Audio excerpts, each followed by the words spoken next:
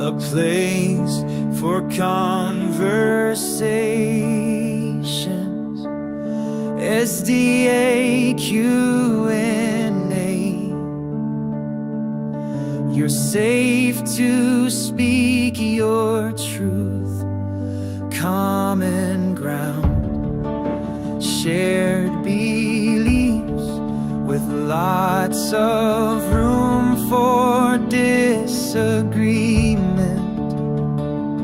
Tell us all what you believe and let us see if we can challenge you.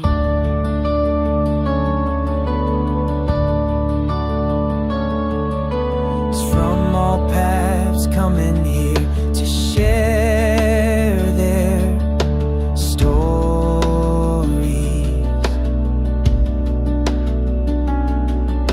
Some have left this global church, some remain and defend her.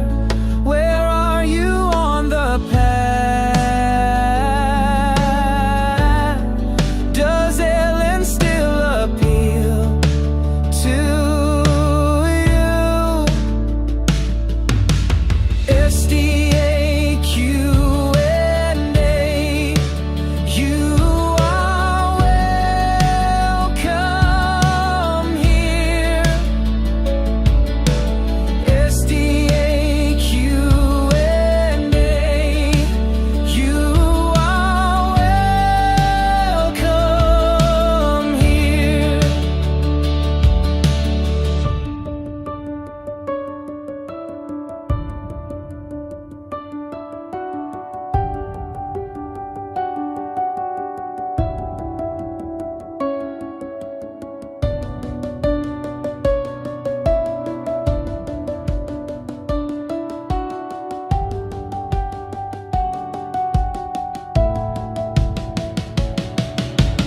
SDAQ&A, you are welcome here.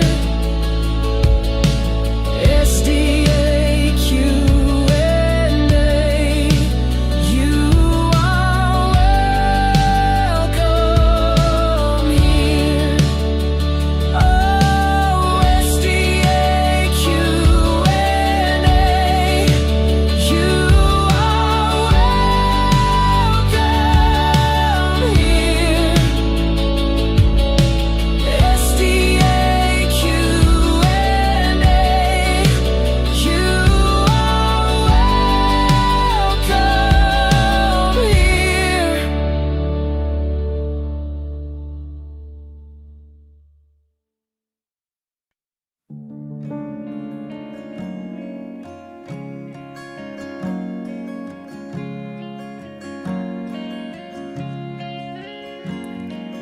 you You love me so much more than I could ever know. Your love is deeper than this world will ever show. And all of life's beauty shines around this moment now. The sky and the cliffs, they seem to change my life somehow. And I will never be the same. Will never be the same. Whoa, I will never be the same, never be the same ever again. Here I am waiting, Lord, my life is just for you. Please unfold all the plans that you would have me do. And if all the world's just a breath and nothing's here to stay, and all of the love we feel will save us anyway.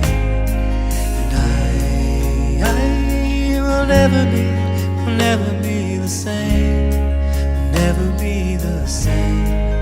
Whoa, I will never be the same, will never be the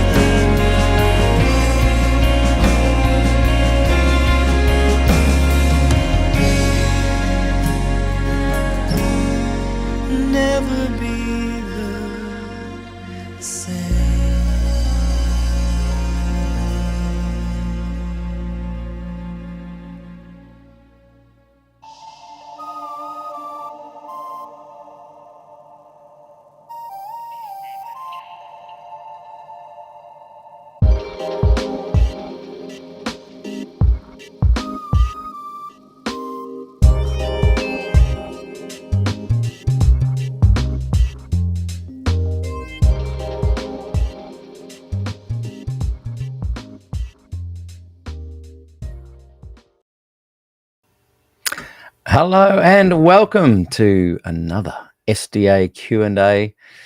I am your host for today, Peter Dixon. I always laugh when I say that because in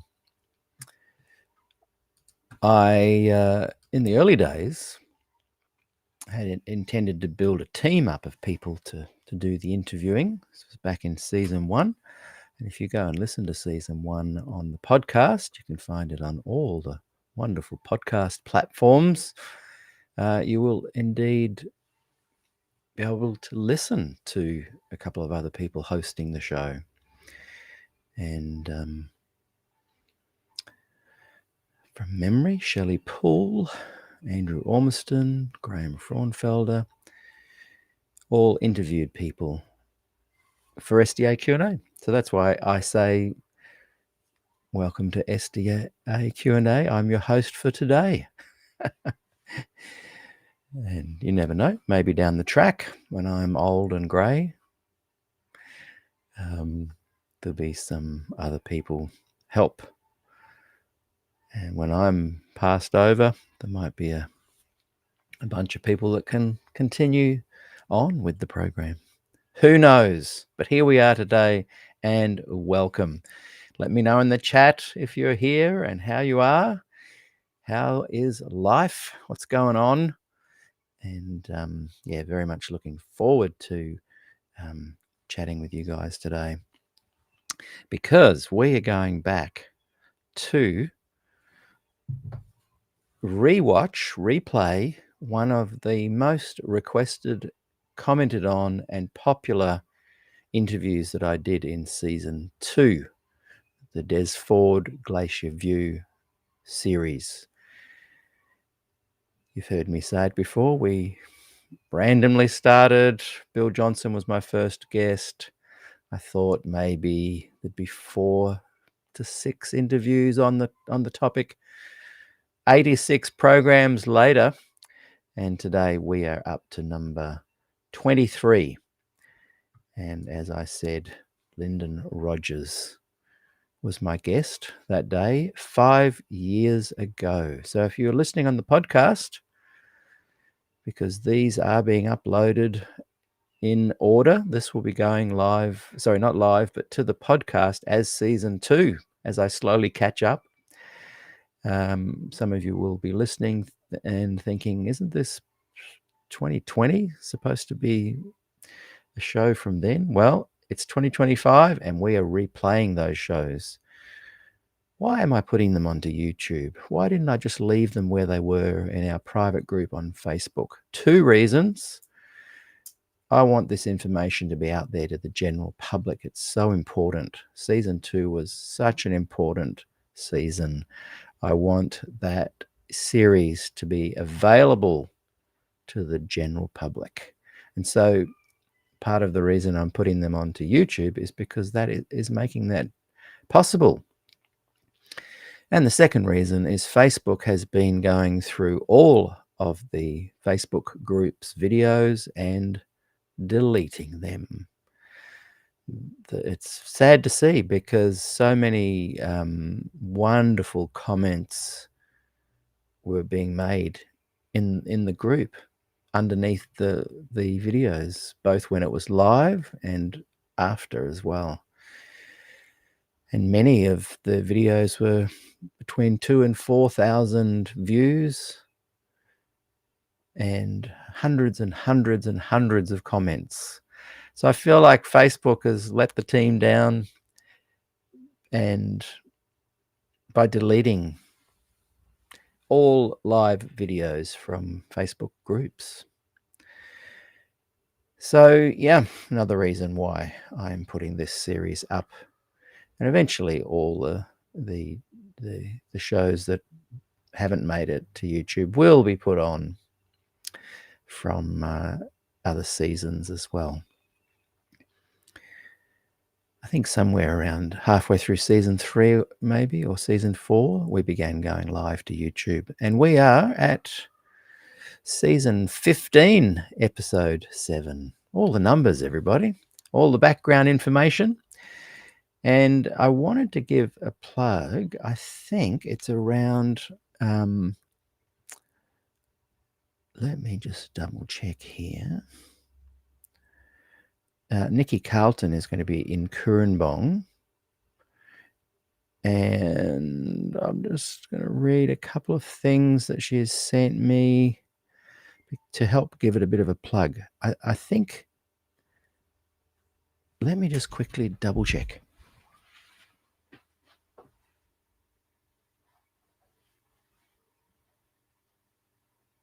I'm still here.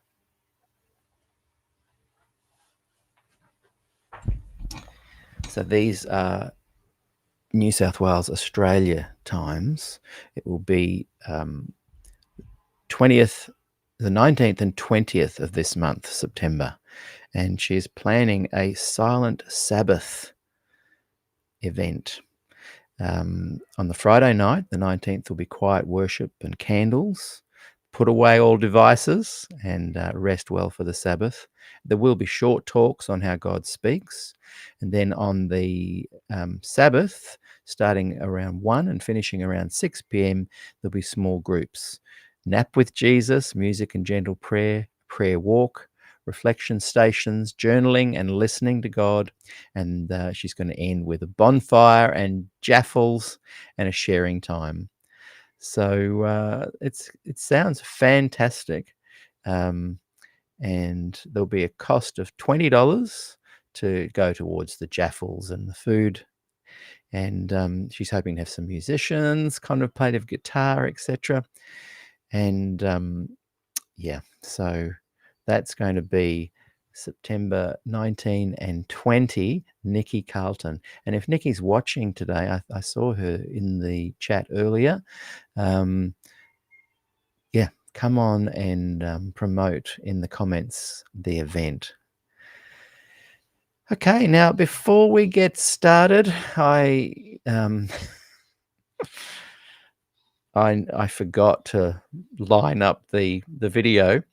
So you're going to have to just watch me do that in real time. So I have to press this button and then press that button. And I think you can still see me as I go through this. And we're going to go through into my SDAQ&A master hard drive. You can see all the files that I keep and backup. This is my backup hard drive. I don't know if you can see that on the screen or not, but it's just here. There we go. And we'll open it. And went and the Druid, a lot of interest in it, so it's been wonderful to break. Quick lunch, a lot of interest in it, so it's been wonderful to see the group find past a lot of interest in it. Chat. 6 degrees of separation to a lot of interest in it. Yeah, I can't get it on the exact starting point, but this is about 30 seconds in. So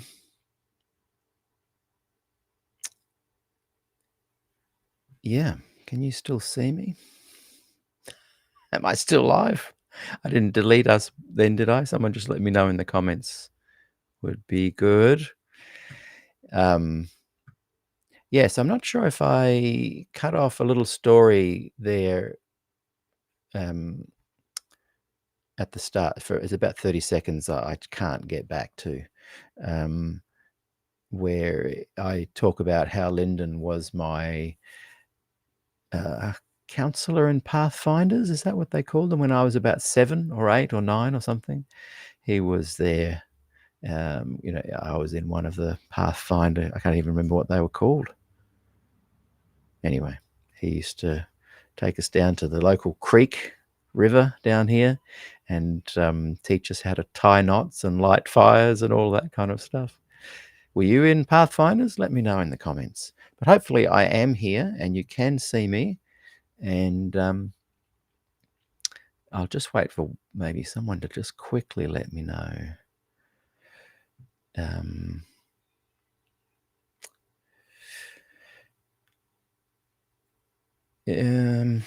Yeah, there's a bit of a delay, so someone will let me know, and I will press the play. I just don't want to press play and find out that we aren't actually going live. Still live. Great. Thanks, Adrian. Appreciate that. And don't forget, everybody, if you are watching then and now, please like and subscribe. It really helps the algorithms. And I just want to, again, thank you so much for donations and support. I love doing the program, but the money that comes in really helps me with my monthly fees. And I just really want to thank you guys. The last couple of weeks, people have been really generous and helping me with just a few dollars, just $2 to $5 each really helps. And as I mentioned yesterday, this month and next month, my fees to Restream and Libsyn and I think YouTube Studio, and there's another couple have been paid. So thank you. And you can do that at paypal.me/Peter Dixon. Without further ado, well, one more.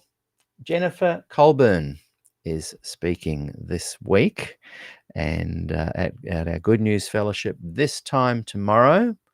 So come and join us. Her title is going to be Get Your Head Out of the Weeds.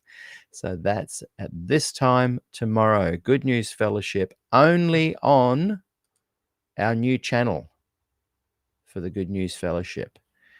Only at Gospel Good News Fellowship. So you go to YouTube /at Gospel Good News Fellowship. That's the only place you can watch our Good News Fellowship live each week now. And we're building up a really great little community there where each week there's a special guest presenter sharing the good news of the gospel. And it's a really, really wonderful little group. And then after that tomorrow, and the link will be shared in the SDAQ&A group and in our Leaving Adventism group. And that is book club. Rochelle Anonymous runs book club every now and again. Tomorrow, after Good News Fellowship, is book club. So look for the Zoom link in the SDA private group and the SDAQ&A, and the Leaving Adventism group. So many groups, so many things, so many YouTube channels. But here we are today, rewatching this incredible interview with Dr. Lynden Rogers as he talks about Des Ford and Glacier View. 6 degrees of separation too. I could get a 6 degrees of separation, but not one of me knowing people along that path. But Lynden, you played an important role in my early development, which you may not even remember. In Pathfinders, when I was a young... Share the story. What's the name of the Pathfinder? What are the different groups they have? There's 20. Well, you were friends, companions, explorers. Companions. When I was in Companions... So what age would that have been? What are companions usually? You'd have been about 11. Okay. And I remember you were our group counsellor, and I loved it because you were very organised. You would take us down to different places and we would get our badges and whatnot on our sashes. And I vividly remember going with you and 4 or 5 of others of us, probably the Lindsays, and Leonard Hoken maybe, and we went, and the Drewers, the Drewer boys. We went down to Dora Creek near the Swing Bridge, and you taught us how to start a fire, tie some knots, and you sang us a song and taught us, and the song was, do your ears hang low, do they wobble to and fro, can you tie 'em in a knot, can you tie 'em in a bow, etc., etc. And I've never forgotten that. And so thanks for the good memories and for being such a really good Pathfinder counsellor and making my time there very happy. It's perhaps not the greatest musical experiment with which you've been involved, Peter, but I'm glad you remembered it. I teach it to my little girls. So look, it's great to have you here, Lynden. The thrust of this series is to discuss Glacier View, but in many ways that is a framework for that springboards into other discussions as well around the topic. So I'd just like a little bit of information about yourself, and I think I want to touch on a little bit later about when you were kind of 14 in Tasmania, but we'll come back to that a little later. So just give us a broader look at your life. Were you born an Adventist? Did you go to Avondale College? And when did you first meet Des Ford? All right, Peter. I was born into a wonderful Adventist home in a tremendous little church down in Tasmania, fairly conservatively oriented, and those were my earliest theological conceptions. I always wanted to come to Avondale College, and I did at the beginning of 1972 to study science. I thoroughly enjoyed my college experience and made many, many friends and got to know a lot of my lecturers, many of whom were very influential on me. As far as Des is concerned, Des wasn't here the year I arrived. He was completing his second PhD, but I soon came to know him when he returned. And that was the beginning of a very wonderful association. What year was that again? You did say, I just missed it. I came to Avondale at the beginning of 1972. 72, right. My dad was there lecturing until early 71, so you would have just missed him there. So when you were Pathfinder leadering me, we'd gone to Fiji, so that must have been a little bit later on. So it may have been. It would have been 74 or 75, I suspect. Right. So you were a student at that point. I was a student up until about 75, but I remained in the district when I went on to study at Newcastle University, and I may well have been associated with the Pathfinder Club for a few years into that period. Yeah. Yeah, just in the haze of my memory, it was a little bit earlier than that, but that would be more accurate. So you didn't really get to know Des so much at that time period. I got to know him as a lecturer, and I heard the representatives from the academic office, as they would frequently come up to our Daniel and the Revelation class and request people that weren't formally enrolled in that class to leave because there were legitimate students outside who couldn't get a seat. Wow. So what are your memories of his style with lecturing? Because obviously it was a popular style to get a queue at the door. It was, Peter. It was obviously very gospel-oriented. It was very dynamic. It was full of grace. And some of those sentiments said in that way and with that concentration were new to so many people, even those from good homes and good churches. So did you... So in October 27, 79, did you get the cassette of that famous forum meeting soon after it took place? I didn't actually get the PUC tape immediately. I was busy doing research at the time. I was solidly involved with the church and with a lot of people at the college. But it took me a couple of months to catch up with it, find out what had happened, and to become aware of what was in the offing, namely Glacier View. Right. So what years did you start, and so I'm just getting my numbers all together in my brain, what year did you start lecturing at Avondale? I started lecturing at Avondale in 1982. Okay, right. So all that kind of... activity had been going on just before that, between from you being a student there to then coming back to being a lecturer, but you were obviously kind of monitoring it from afar. I was monitoring it from fairly closely, Peter. By the time of Glacier View, I was right back on track, had my Bible open, was talking to people about the issues and beginning to work my way through them. Right. Now, I'm interested to know how you felt about some of that stuff. Like when you heard that Des had been defrocked, what kind of emotions were coming to you at that time? Like, I know that, you know, you've got a science background, an academic background. You could process some of this stuff analytically, but what were you feeling? Peter, at the time, I would have called myself, and I still do for that matter, a very loyal Adventist. I had a lot of faith in the theological structures with which I'd been raised.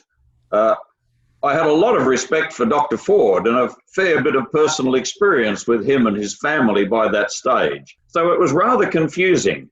How could Dr. Ford be wrong, and yet how could the church be wrong?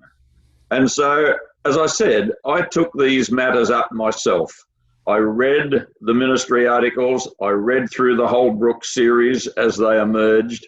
I spoke to a number of theologians, many of them around Avondale, many of them for whom I had a great deal of respect.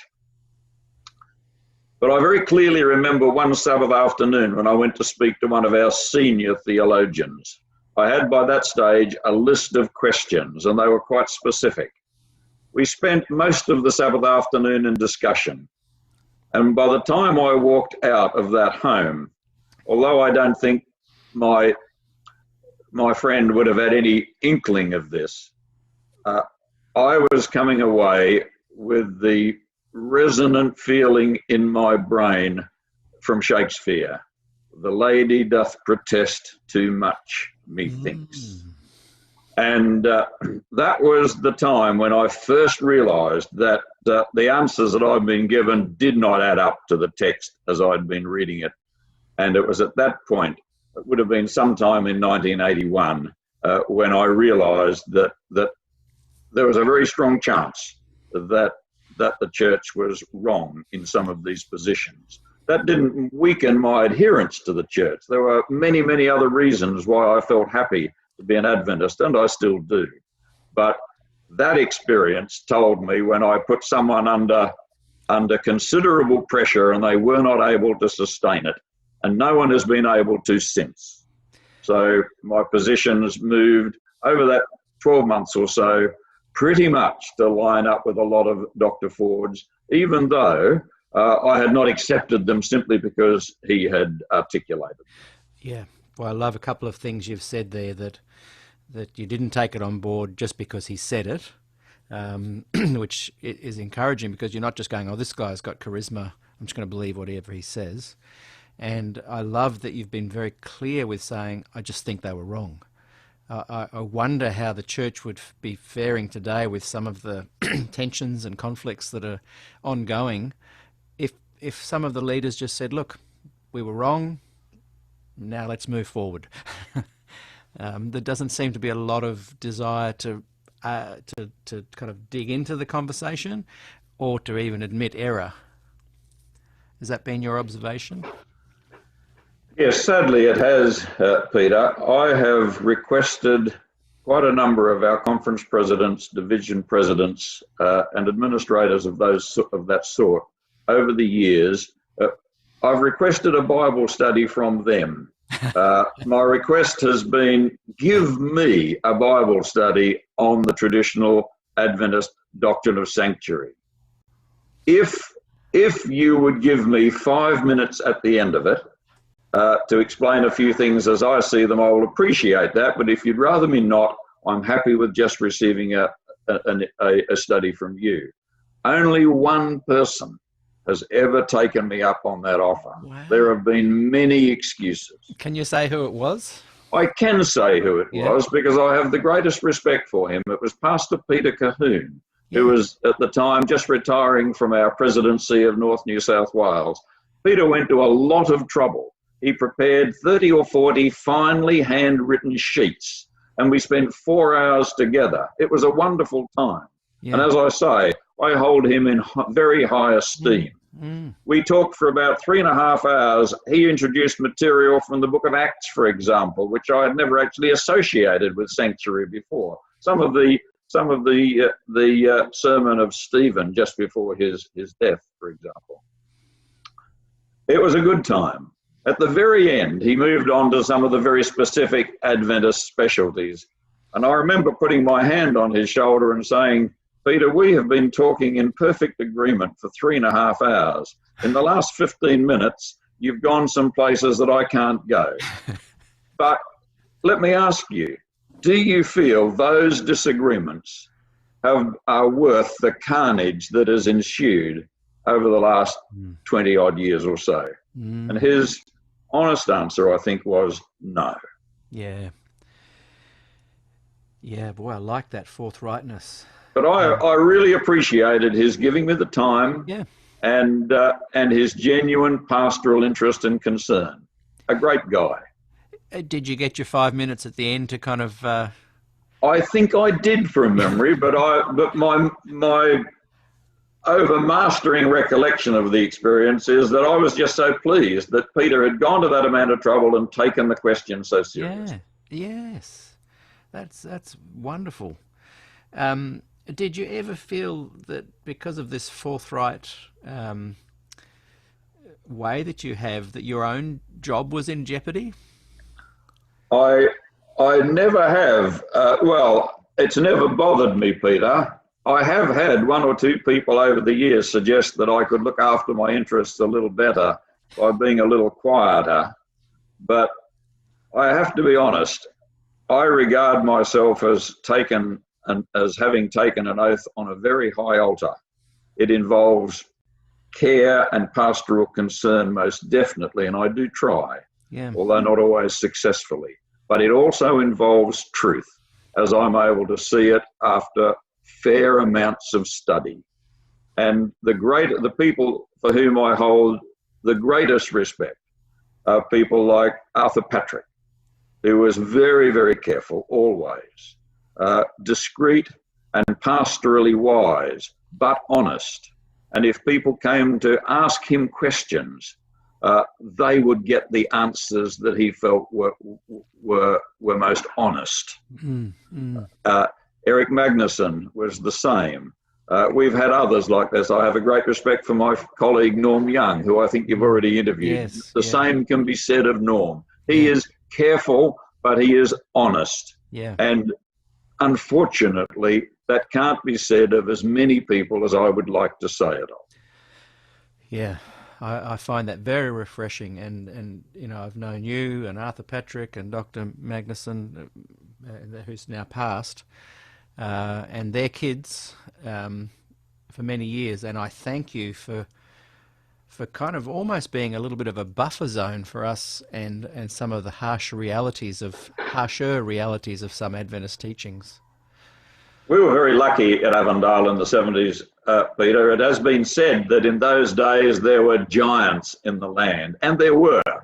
We were so glad to have the people that I've named. There are others, Trevor Lloyd, for whom I have great respect, Ken Thompson, my father-in-law, Laurie Draper, and a number of others that I could pick out. We were very fortunate as students. Yeah. I'm going to do something I don't normally do in interviews. I normally kind of just converse and let things wander, but I'm going to stick to some questions because I think a lot of what you're going to offer, the more succinct I can be, the more benefit it's going to be for everyone else. Not to say the conversational style is not important at all. That's how I normally roll, but I'd just like to stick a little bit more to the program today. So I'm just going to head into some questions that are written down. So, Lynden, you're a physicist and you have lectured at Avondale for nearly 40 years. I know that during this time you've also been very involved with discussions in the realm of faith and science. How did you develop that interest? I developed that interest once again, Peter, from my college experience.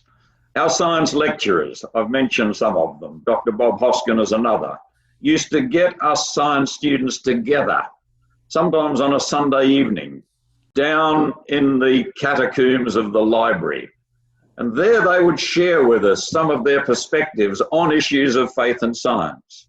We learned that they were not completely satisfied with a number of the traditional church positions. We found out, for example, that Dr. Eric Magnuson in 1968 had attended probably the first geoscience field exercise where he had presented a paper where he opined that the new carbon dating technique developed by Willard Libby in the 50s, for which he received the Nobel Prize, I think, in 1960, would not go away, that it was based on reasonably sound science. So as getting towards senior science students, we heard these things from lecturers whose Christian experience we respected and trusted. And I have developed my own interest in faith and science from that. The subject that he started, History and Philosophy of Science, with Laurie Draper, it's been my pleasure to teach for the last 35 years. In regards to this realm of faith and science, how do you see the SDA Church is doing in this area? For many, many years, Peter, since the 1860s and 70s, when Ellen White first wrote her first book on this topic, was Spiritual Gifts, Volume 3, 1864. The Adventist Church has shown gradual movement towards greater awareness of what is out there in the scientific world and a greater awareness of how we ought to deal with it and perhaps how we might change with some of it. It stopped a long way short, of course, of where a lot of Christians are, but there was movement in that direction. The last 15 or so years has actually seen that direction reversed, and we have been moving back in a more conservative direction. And that is evidenced, for example, by the rewording of the sixth fundamental at the last General Conference session. I'm very disappointed by this trend. It's contrary to what I think is best for the church and most honest and best calculated to set us and our young people up for a vibrant faith future. I really think that. But I am well aware of the difficulties in this issue, Peter, and to be quite honest, I do not look for great progress in the faith and science area because we have not been able to make much progress at all in the sanctuary domain, which, according to my view, is a much simpler question or involves much simpler issues. The faith and science one is genuinely complex. It's tricky. And I feel really sorry for people who struggle with it and can't make sense of it. Even for people who've been with those issues for 30 or 40 years, there are many unresolved issues and questions. We just have to live with them. Yeah. And I was listening to Ted Wilson talking about he felt it essential that church leaders and union leaders and division leaders committed to believing that the earth is only 6,000 to 10,000 years old. And I just wonder why the imperative to have everyone say they have to line up and believe that when it's never been taught as a salvation issue in any Adventist writings that I can find. It's certainly being emphasized more now than it ever used to be, Peter. And we are a worldwide church. We have a huge range of cultures represented, huge range of levels of learning and education and exposure to the scientific data represented. We have different kinds of minds. I've tried, when I've been dealing with students over the years, never to try and make it seem as if I wanted them to necessarily move to any particular position or to leave a given position, but simply to face the issues, honestly to think about them over the time that they will have, to be careful, to be tolerant, to be aware that everyone has problems, and to be able to worship alongside eat Marmite alongside, give 13th Sabbath offerings alongside, and look forward to living alongside in heaven people who think differently. Mm. A few, or 150 years ago, when he was writing his poem In Memoriam, Lord Tennyson was confronting the new then issues of evolutionary thinking. And in that context, at around about that time, wrote a wonderful little 4-line verse. Any man who walks the mead in blood or blade or bloom will find, according as his humours lead, a meaning suited to his mind. And I think that says it. We will never agree on this one, and we ought not make it divisive. I've said this before, that Ellen White grasped that concept, and she was very involved in helping to set up the unions, and the reason for the unions coming into being from her perspective, or one of them at least, was so that people could look after individual subcultural areas of Adventism and make decisions within their part of the world. Why do you think, and someone's just asked, why can you define this direction that you talk about, that seems to be going in the opposite direction, and why do you think there is that direction? Why are people ignoring this good advice that Ellen kind of put in play early on? I'm not a sociologist, Peter, so that is probably not my question. So a very, very tentative answer. I do believe that these things are related to broad trends and tendencies in cultures. And I think as we have seen fragmentation of various sorts, particularly over the last few decades, people tend to want to reach for certainties, for simplicities, for coherencies, and seem less able, perhaps less equipped to explore nuances and vast reaches of unknown. I suspect there is something of that there. Why we in our church have taken that particular direction at this time, I can't answer beyond what I've already said. But whether it's issues of ordination for women, which has to be the same all over, whether it's complex issues relating to homosexuality, we seem to have the need for a definitive position to which everybody must sign up. It will never happen. Yeah.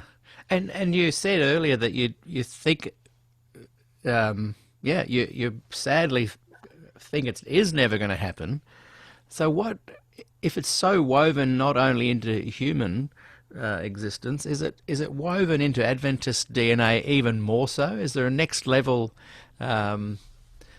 desire to kind of have everyone conform that's a little bit outside the ordinary? I don't know.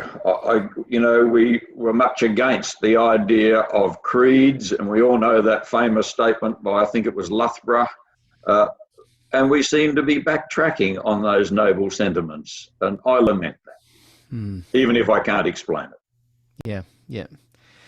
How do you reconcile your position simultaneously as a church-paid Avondale lecturer and a presenter of so many ideas which are unpalatable to the church?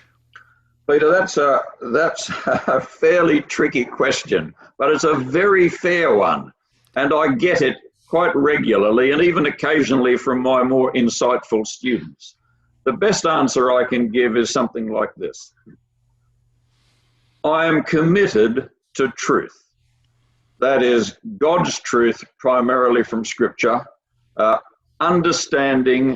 discerning, understanding, and applying the message of Scripture for me. And that's where I start. I am also concerned with availing myself of the very best that God has enabled humans to discover through their research resources, whether it be science, whether it be sociology, whether it be history. We've learnt such a lot. We have, over the past 400 years, changed our minds on a number of things that we thought the Bible was saying. The Copernican revolution is the obvious shining example. But there are so many others that we could talk about. Whether we like it or not, the pursuit of science, for example, and scholarship in other fields has unquestionably qualified the way we understand certain things. Galileo articulated this very well in his letter to the Grand Duchess Christina at the time of the Copernican Revolution. The Bible is there, he said, to tell us how to go to heaven, not to tell us how the heavens go. He was actually quoting Cardinal Baronius, the Vatican librarian, but it was a very good sentiment, and I have fallen back on that idea so many times. Mm. So, how do I do all of this and be an Adventist? I look to the example of people like W. Prescott, the story of whom was told so beautifully by Gil Valentine in one of his earlier books.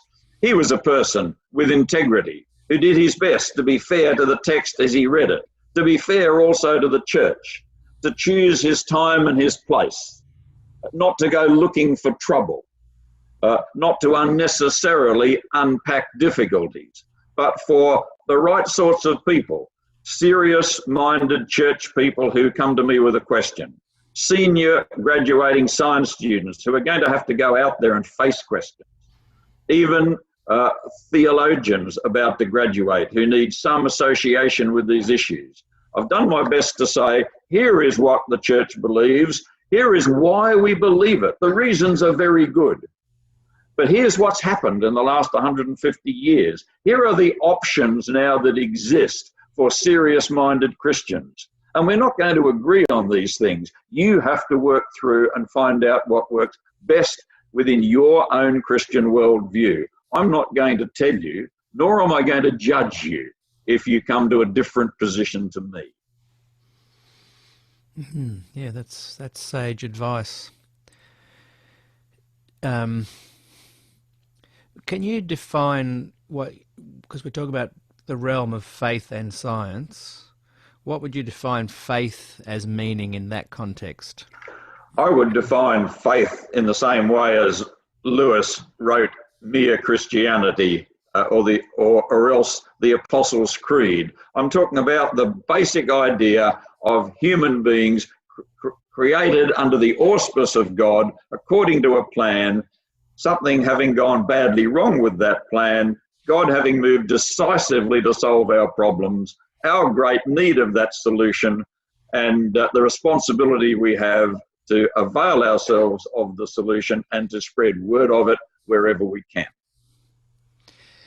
A lot of scientists, in their journey of questioning the world around them, and as you did, you heard the Glacier view, the Des Ford views on the sanctuary, you explored them for yourselves, you came to questions and answers that led you to believe that particular teaching was wrong.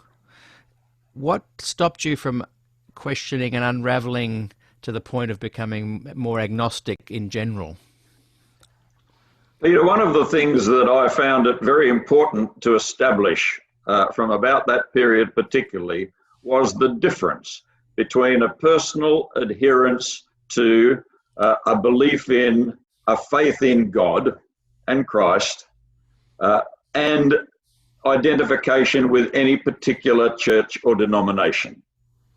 And I have retained my faith in Christ. In fact, that's gotten a lot stronger over the years. And I can honestly say that although I've spent a lot of time dabbling with some of the problems in faith and science that not everyone has to encounter, on no occasion have I found any of that threatening my personal faith. Providing the church is happy to let me worship, I haven't found it threatening my interest in the Adventist church either. I love so much about our church. Much of our theology resonates with me completely. I love our emphasis on family, on health. I'm happy to pay tithe. You name it, I'm mostly pretty happy with it. It's only one or two key things that relate particularly to my interests or those that I've made my interests. Sanctuary, for example, although I'm no theologian. And providing we are allowed to extend a little bit of latitude to those who see abundant reason for being vibrant Adventists, even if they don't hold this or that, then I'm happy to stay. Mm. Did you explore the notion of faith in the sense that it can be used to kind of justify any belief? I don't think I did, Peter. I have always found Christianity persuasive, not in a simple proof-disproof fashion.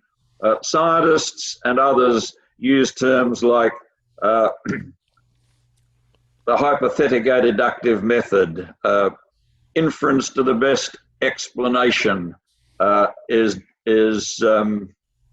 Alistair McGrath's term, where you say, let's put up all of the options that we have and let's throw the facts we have almost like darts at a dartboard and see where they stick best. Not just science facts, experience facts, history facts, how I feel about the world facts, what resonates with my innermost being. And I have found as I've done that, and done it again and again and again, because it's a never-ending process, that Christianity is the place where my darts stick. I find it gives greatest coherence to the world. Not a perfect picture, but I don't look for one as a human being. Mm. And that's always satisfied me. Yeah. Yeah. I just want to go back again now to, you mentioned growing up in Tasmania, and one could say you grew up in conservative Tasmania and signed up to Adventism at age 14, I believe. When did you first begin to suspect that all you had been brought up to believe about 1844 and the sanctuary may not have been absolutely correct? It was really around about the Glacier View time, Peter. I sat in Des Ford's classes and I sat around the table at Noel Clapham's home and enjoyed discussions with many people. But I was never confronted with the frightening possibility that core doctrinal positions in the church might be flawed until around the time of Glacier View. By then, I was well equipped to deal with them. I had many firm Christian friends. I've mentioned people like Arthur Patrick and Trevor Lloyd and Eric Magnuson. I had developed, largely due to perhaps modest successes of my college lecturers, some ability to think through issues myself. I wanted to work it out to make sure that it made sense. I was going to take nobody's word for it. Yeah, I like that theme of becoming your own person. It doesn't mean that you're being selfish or that you're not giving and caring and embracing Christian ethics, but you're willing to become your own person, ask yourself the questions, and not just take on board anything that's just told to you that you must believe. I really like that. Some have said that the traditional SDA sanctuary doctrine is not only wrong, but dangerous. Do you see it that way? And if so, why? I have come to see it that way, Peter. And this, I think, is an opinion that I share with Dr. Ford. A lot of people don't realise there is a link between sanctuary and gospel. Dr. Ford, of course, became known as one of the great gospel preachers within Adventism, and many of the people who revere him the most do so on the basis of having heard the gospel fresh and new from him in a way that they had never encountered before, even sometimes as pastors of 20 or 30 years experience. Mm. But a lot of people don't recognise that sanctuary comes from the same direction. Des found on so many occasions that he was meeting people that had no salvation assurance. And one of the reasons why was because of statements such as we find in the Great Controversy, in one of the sanctuary chapters, those who are living on the earth in the last days, something like this, are going to have to live at that time without an intercessor. Mm. What if my time comes up? My scene at the judgment, it could be today. And there were terrified Adventists, Peter. My wife is a physiotherapist, and the senior physiotherapist at the Adventist Retirement Centre here at Kirrambong. Used to be the Charles Harrison. She's been at the bedsides of dying Adventists on occasions over 30 years. She has met many who've approached their end in fear and sometimes almost terror. Wow. Now that is absolutely tragic. That is the kind of thing to which Des reacted. And one of the reasons, as I understand from him over many conversations, why he felt that the whole sanctuary business needed prosecuting in a fairly direct way. Yes, it has had those sorts of effects. And even for someone who is known for his conservatism, and a very great guy, I'm talking of Dick Davidson at the seminary. Dick made a statement when visiting in Australia one time that he had gone through and he had torn many of the pictures out of some of the Adventist books dealing with judgments, for example, so that they might not terrify his growing children. Now that says something, I think.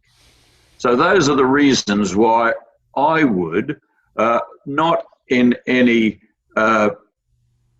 overly dismissive or gung-ho fashion, but I would certainly say I think there are serious charges to lay at the door of the traditional sanctuary doctrine.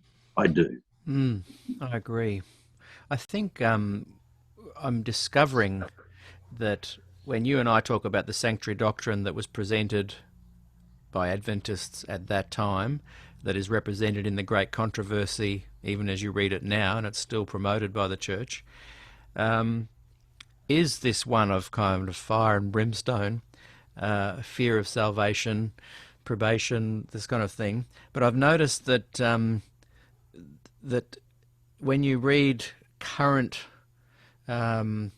official statements on the sanctuary, it is now greatly watered down, and you read, like even in is it the 28 fundamentals now I think they've got, when you read about the judgment and the investigative judgment there, they've written it in such a way that it's just nice and warm and fuzzy, and that's okay. And I've had some liberal pastors saying, well, that's good, isn't it?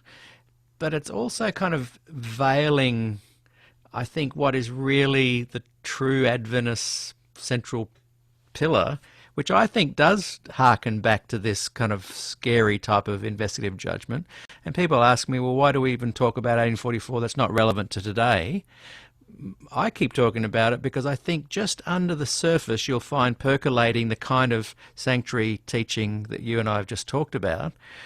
Why are they not being open about what they really believe there? Why is it just being watered down to kind of placate the masses? I don't know, Peter.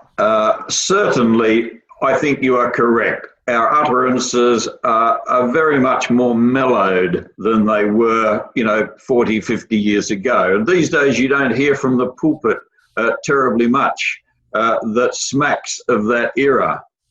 We do, however, still get quite a regular dose of this in the Sabbath school lesson quarterly. Just a week or two ago was a lesson on the sanctuary system, the dates, the traditional ideas, and not too far down in that text are the kinds of pictures that I have alluded to. So you're right, we are in a kind of a catch-22. We have gone past some of these things, and I can be glad about that. I think we are terrifying less young people.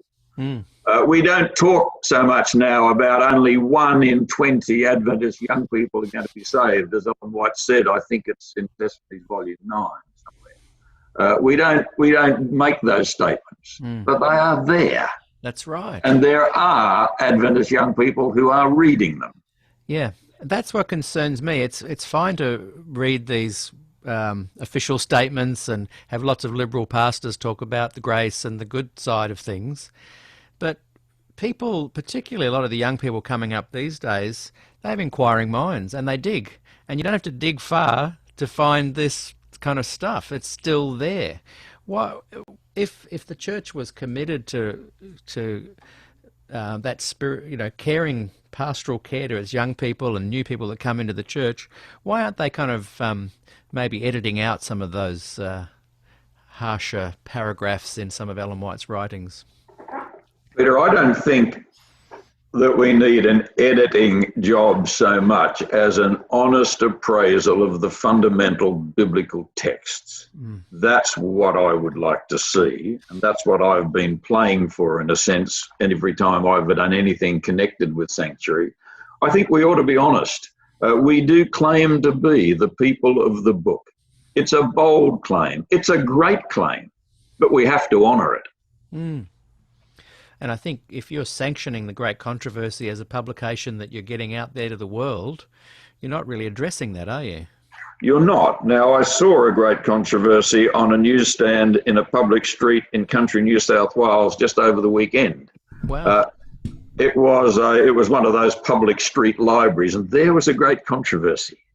But it was a pretty traditional Great Controversy. You were talking about this direction that seems to be going the other way. There's almost a direction from the top level leaders to be promoting this older kind of view of the sanctuary as being very relevant and current. And I wonder if just around the corner, some people that say to me, we should, it's okay, let's forget about it, will suddenly go, oh, hang on, now I know what you're talking about.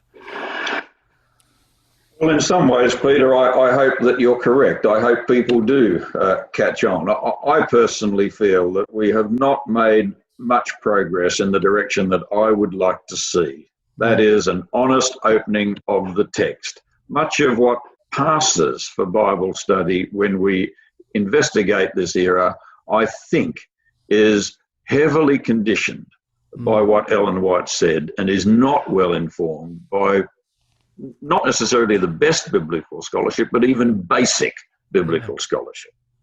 Yeah, well, I'm saying I don't think they are going to find it, because I'm finding when I see the leadership at the top levels talking about it, they're bringing forward the older sanctuary view. They're not kind of... there was an era, I think, in the last 30 years where there was an attempt to water it down in a more palatable way, but the current leadership seems to be, let's bring that back. Let's bring the Great Controversy version back. Yes, I think that unfortunately is true. Do you think that everything the SDA Church has said about the sanctuary doctrine is wrong? I certainly don't, Peter. And this is one of the things that I love to express whenever I'm dealing with my conservative friends. And let me tell you that I take great pains to maintain close friendships with a number of really conservative friends and family. I think it's important to keep dialogue going. I know that some of these people must whisper behind my back when I'm gone, but I can understand that. I certainly have huge respect for them, the way they do family, the way they do business, the way they do worship, are things with which I can resonate very closely. And after all, I do speak that language. I came from that kind of a scene. So, yeah, I have a lot to do with very conservative people. And as far as the question is concerned, let's face it, the Bible talks about a sanctuary. The symbolism is all over the place, as my friend Peter Cahoon pointed out, in many of the New Testament books, even where we don't go looking for it, it's there. The Bible, I think, clearly expresses the notion that by the time Christ comes, every case will have been decided, so there must be a pre-Advent judgment. We have a high priest. Hebrews is full of all of that. So much, in fact, of our traditional expression of sanctuary, I can resonate with. And I find it very biblical. So it's not a case of throwing out the whole lot. It's a case of saying, look, have we identified certain motifs correctly? Have we read Daniel and Hebrews particularly correctly? Is there a more encouraging, not only a more encouraging, but a more accurate understanding of this, something that might lift our spirits, something that might help what's the expression there that Des used to say? The heart to sing and the feet to dance, something like that. And I think there is. Yeah, and how exciting if that notion was taken on board and put into action. If you were asked to articulate the main arguments against the SDA sanctuary doctrine and why you think we've had it so wrong, what would you say? Well, Peter, you're now asking me to go over what I would have said to some of my conference president friends and division president friends had I been given the chance. Yeah. So let me try and do it in just a couple of minutes. And that principally to demonstrate how simple I see some of these basic issues to be. Let's go to Daniel first. If we look at the elements of the traditional Adventist viewpoint, it hangs on a number of linked interpretations and understandings. In Daniel 7, we've got the desecrating power and the judgment set. Who is being judged? Is it the desolating power, or is it the people of God? Let's admit that you could read it as the people of God, but the most obvious context I would put as the desolating power, the little horn. What about the use of the 2,300 days? Well, you've got to make sure, for example, that you've got the starting date correct to get to 1844. There are 3 or 4 decrees. None of them suit the picture very well. Yes, you can pick on 457, but it's by no means the only option. The use of the year-day principle. Yes, you've got 2 texts articulating the year-day principle that we often cite, but we need to keep in mind that in the area of Daniel where we most need the year-day principle, we don't actually have the term day. In Daniel 8:14, 2,300 evening mornings. When we come to chapter 9, we've got 70 77s. So we've got to do a layer of interpretation to even get to the point where we can use the year-day principle. Perhaps it's valid, but there are a number of other options. What about between Daniel 7 and 8 and Leviticus? It all hangs on the word cleanse, the sanctuary be cleansed. Now, there are a number of other readings for that Hebrew word. I'm not a Hebrew scholar, Peter.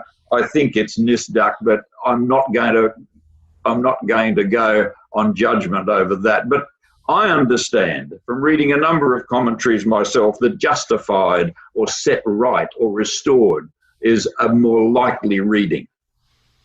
Then you've got the 490 years cut off from the 2300.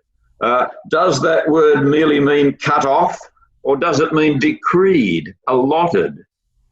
It has to mean cut off to give you a starting point for the 2300 days. So as a physicist, I would urge you and anyone listening to have in mind an electrical circuit where you've got a battery and a light and 6 or 7 switches connected in series. In order to get the light to shine, you have to have all 7 switches connected. Any one of them lifted up will turn the light off. The Adventist doctrine relies on at least 7 switches of that sort, any one of which, if not sustained, collapses the doctrine. That is a very shaky basis, in my view, for building a major theological tenet. All of them are in dispute, many of them seriously in dispute. So to build on those texts in Daniel, an understanding of such importance, I don't find good exegetical practice, and I wonder if God would do it that way. So that's Daniel. Yeah. If you go to Hebrews, you find an even more interesting circumstance.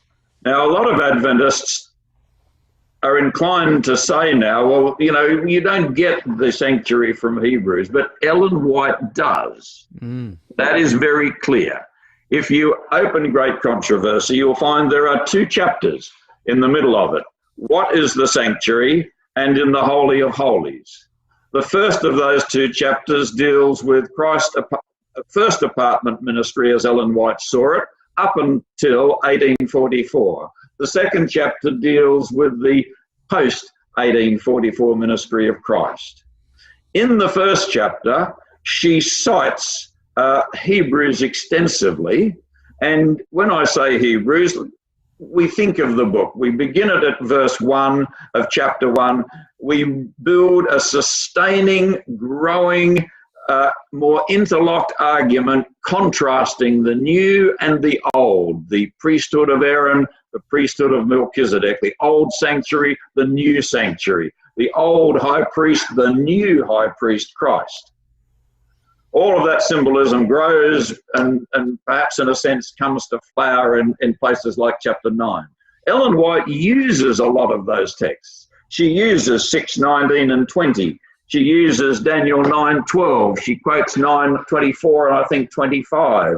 And she applies all of that to the first apartment ministry of the priests in the temple.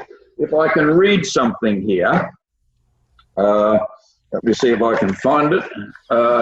Yes, I'm reading a little bit from the first of those 2 chapters. Thither the faith of Christ's disciples followed him as he ascended from their sight,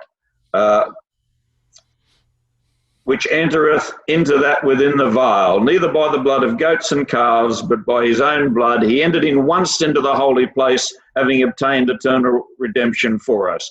Hebrews 9:12, once into the holy place, because that's what her King James Version read. Then she goes on to say, for 18 centuries, this work of ministration continued in the first apartment of the sanctuary. So she has missed the symbolism of the Day of Atonement, rife throughout that chapter and indeed the book. And she's applied it to the first apartment ministry. It's interesting to go looking in the second chapter, Peter, and find out how many times she cites the book of Hebrews in connection with the post-1844 ministry of Christ. How many times do you suppose she cites Hebrews in that chapter? Not once. Her ammunition is gone. Yeah. To me, it's very plain and simple. Ellen White was a wonderful Christian lady, greatly used by God. I can happily and honestly say that. But she made mistakes. In the faith science area, we have put our finger on many of them. In this area, sadly, much more important to our denominational identity, I think she made a mistake. It's also interesting to note that although at least 6 times she alludes to the tearing of the veil from top to bottom at the time of the crucifixion, referenced by all 3 synoptic gospels, she does not reference that in connection with her sanctuary discussion, not once. And most Adventist authors follow suit. It doesn't seem to find a part of the narrative. I find that astonishing and very revealing, Peter. So those are some of my reasons for my statements earlier. I think we have it wrong, and I think we ought to be honest. I'm not necessarily in favour of rewriting the book of Hebrews and putting most holy place everywhere like the NIV does. I think the context is immediately clear. Norm Young, and he may have gone through this little patter in your interview, Peter, says it very well. If I talk to you about gifts, then I could be talking about a variety of contexts. If I talk about gifts and carol, perhaps I'm giving Carol a gift. But if I use the terms gifts, carols, and holly, I can only be talking about Christmas.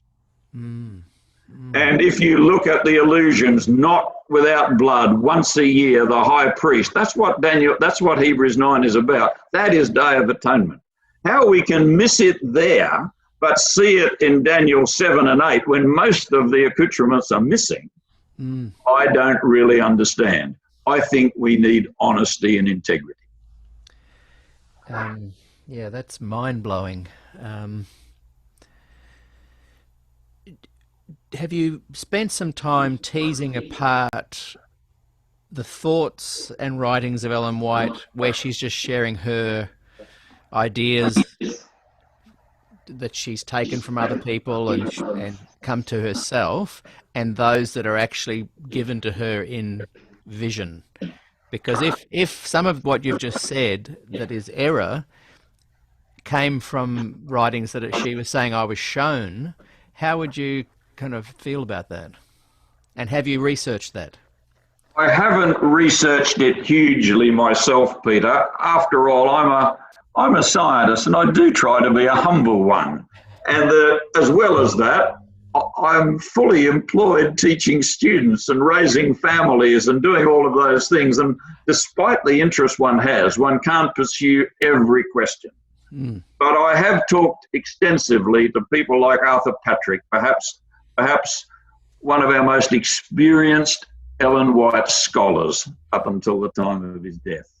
Someone who'd read most things and had very mature perspectives on all issues relating to Ellen White, and held her in very, very high esteem.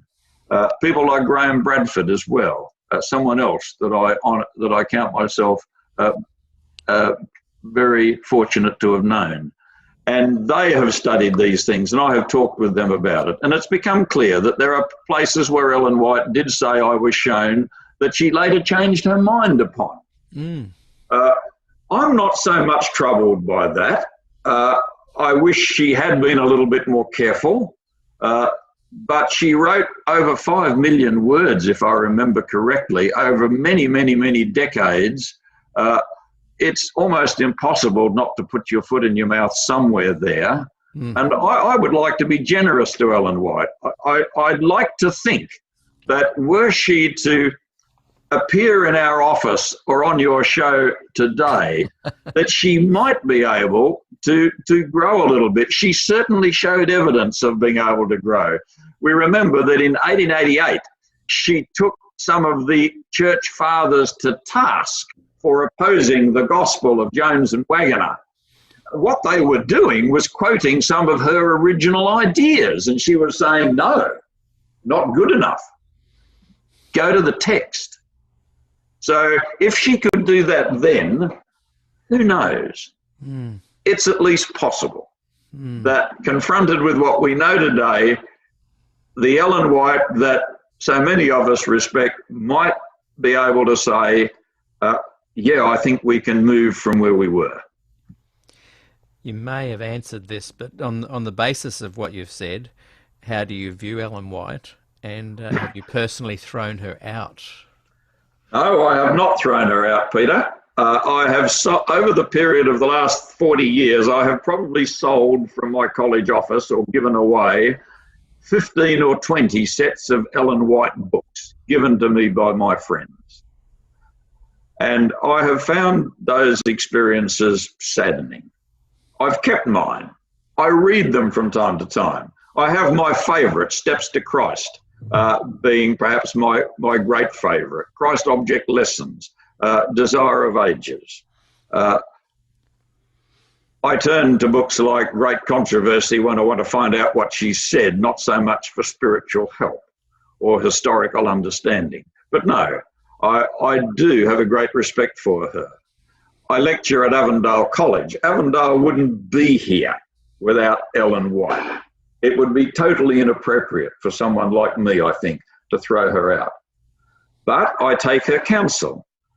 She, on a number of occasions, wrote words like, we have much to learn and much more to unlearn. Truth can afford to be fair.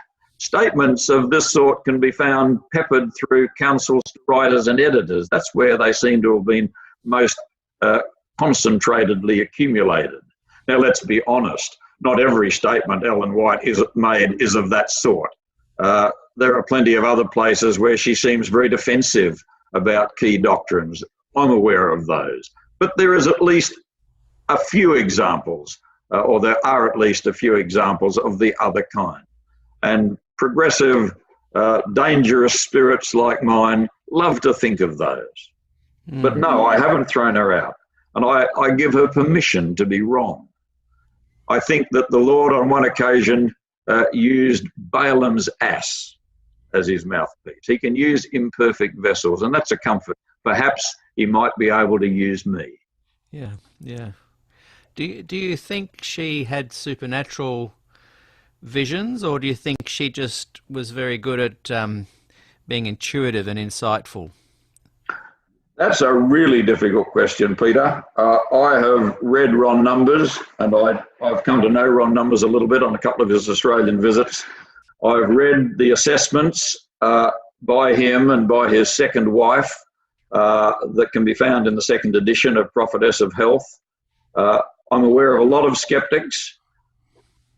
I don't have a well-defined position, but I think I am prepared to say that I do feel that God was able to use her in very special ways. When you look at the Avondale story, when you look at much of what she writes, I find myself helped by it. I haven't left a lot of her books around my home for my growing family to read, when indeed they were a growing family at home. Yeah. Because I honestly felt that they were better employed reading Philip Yancey, C.S. Lewis, and books of that sort, that I felt was safer, principally from the perspective of salvation assurance. We've already dealt with that issue. Yes. But during worships and at appropriate times, I would bring Ellen White out and I would speak to the family of Ellen White. I want to touch on your involvement for the last 25 years with the Sydney Adventist Forum, but I'm just going to come back to that in a minute, because I just want to quickly just go to some of the questions people have been asking on the monitor over here that are watching the interview. Some are just statements, some are questions. Feel free to say, look, I leave that one out or whatever, but sometimes it's nice to engage when people have been sharing here on the wall. Ray says the Protestant Church has a sanctuary doctrine. It's basic Christianity. It is basic Christianity built solidly on Christ crucified and risen. The problem is the claimed uniqueness of the SDA version. Now, you touched on your thoughts on the sanctuary, peppered all through the New Testament and the Bible. What are your thoughts on the idea that if we change it too much and bring it back to sola scriptura or sola scriptura, that Adventism loses its unique claim on the sanctuary? I think that we will lose a unique claim, Peter, but I think it should be unlamented. Most of the distinctive attributes of our sanctuary doctrine are the ones that I think are unbiblical. So I suspect I would agree with your commentator. Yeah, great. I'm not worried if we lose that.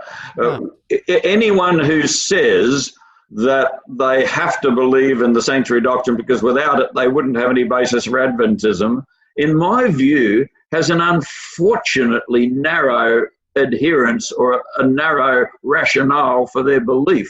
I would hope that my belief was much broader than that.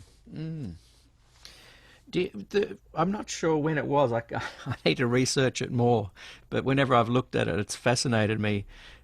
Was it Neil Wilson or someone at the GC, either just before or just after Glacier View, had put together a committee to and I think they were told, come up with a biblical support for what we believe the sanctuary to be, and I think they kind of were meeting on and off for a few years, and could never come up with a way to make the Bible work with the teaching of the sanctuary at the time, and so disbanded, and the minutes have kind of disappeared. Do you know? Can you shed some light on that? There are Adventist historians like Gil Valentine and Trevor Lloyd and others who will be much more useful on this one, Peter. Okay. But there are a number of things that come to my mind. When Raymond Cottrell was working on the Bible commentary, at the advice of F.D. Nicol, he sent a letter out to, I think it was 23, it was in the 20s, Adventist scholars asking about the textual foundations, particularly I think in Daniel, for the sanctuary doctrine. And all of them, without exception, replied saying that we can't do it. Yeah. That, I think, was one of the reasons why the Daniel Committee was set up within the 60s. Now, Des was a member of that. Cottrell was certainly a member of it. It met for a number of years. Its chairman, I think, was an English scholar who couldn't get the Glacier view because of ill health. His name eludes me, but Jill and almost everyone listening probably knows that. And the Daniel Committee terminated its work without any publication or declaration. There was no way through the impasse as those participants saw it. So that is very interesting background to what happened in the next 20 years, I feel. Yes, I will. That's good. You've given me a name now. What was it? The Daniel Committee. I'll ask those others about that. I think Gil unfortunately won't be able to be interviewed, but I'm hoping that Trevor Lloyd will down the track. And I actually have Ron Numbers coming up next week. Do you? So that's going to be very interesting. It will. So, do you remember who the GC president was at the time that set that committee up? That would probably have been Figure, I suspect. Right. It may have been Pearson, but I'm not sure. I think it would have been Figure. I think Pearson came to the presidency in the late 60s. Right. And Figure, from what I've heard about him, would have probably been quite genuinely hoping they could find some kind of... It's generally agreed by scholars that Figure did a splendid job, that he was not challenged, not easily threatened, and genuinely inclined to support a lot of honest research. And we lament the passing of that era very, very much. Yes. Yes, certainly things changed pretty soon after that, and we entered on what Raymond Cottrell has called a decade of obscurantism. Effectively, right. the 70s, and he has quite a lengthy paper to that with that title. Right. I might get you to email me a link if you can find that, and I'll put it here later on. I don't know that I have it in electronic form. Trevor Lloyd may have it. He might, and someone watching might too. Yes, somebody might. Ray Cottrell, of course, we actually got to meet. Sydney Adventist Forum brought him out in 1996 at the age of 84. Wow. And he took a week of meetings, 3 in Cooranbong and 3 in Castle Hill. His topics were fascinating. Have they been recorded at all? They have been recorded. The recordings are in the Forum archives in the Research Centre at Avondale. I would love And you might be interested in some of the titles. One of the titles was The Story of the SDA Bible Commentary. By one of the associate editors, if you please. This was a commentary written in the 50s and 60s, if I have my dates correct. It was way back. And here was this guy who'd been associated with the top levels of Adventism for the last 60 years, then almost half the time since we had been a church, since 1863. And he was a fascinating guy. Interestingly, we couldn't hold the meetings at Avondale College because he had been declared by the division persona non grata. And that was sad, we thought. So that was a meeting on the Bible commentary, my vision for Adventism, and then he gave us a meeting on his recollections of Glacier View. We mustn't forget that he was an editor He had been in the newsroom well before editorial days. He knew shorthand, and he was at Glacier View and took shorthand notes of all the plenary sessions, and it was from those notes that he drew in his Spectrum article of the early 80s, I think it was. Right. He was a fascinating guy, and I think that one of the reasons why he was persona non grata is because he was greatly feared. Yeah, wow. It seems like that whenever somebody is coming along that has got a wonderful grasp on this, they are ostracized and suppressed. And, you know, we go from him to Des Ford. And how have you managed to avoid that kind of ostracism? I just think you stay with it, Peter, and you do the best you can. Yeah. When in the early 80s, when some would say the leadership at the time was quite militant in trying to get rid of anyone that was a little bit in alignment with Des Ford and Cottrell and these others, were you aware of that kind of militant activity? I was certainly... Did it upset you? It upset me hugely, Peter, and this is something that I'm glad you've given me the opportunity to say. Sanctuary issues for me are not just an academic scholarly interest. True, I've spent, at least for a scientist, a small amount of time going into some of these things for myself. But far more fundamentally to me as a human, these are issues of deep personal significance. In the South Pacific Division, we lost 180 odd ministers over the years following Glacier View.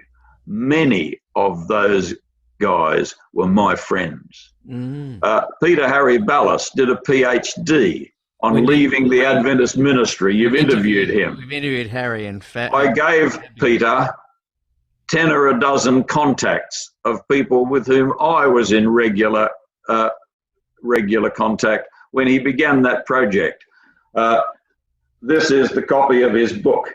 Even though the names have been removed, I can recognize probably a third to a half of those stories. It's very sad. In fact, it's tragic. And this book, ever since it came out and into my hands, has sat here on my college bookshelves. I did not want it at home for my wife and children to read. Wow.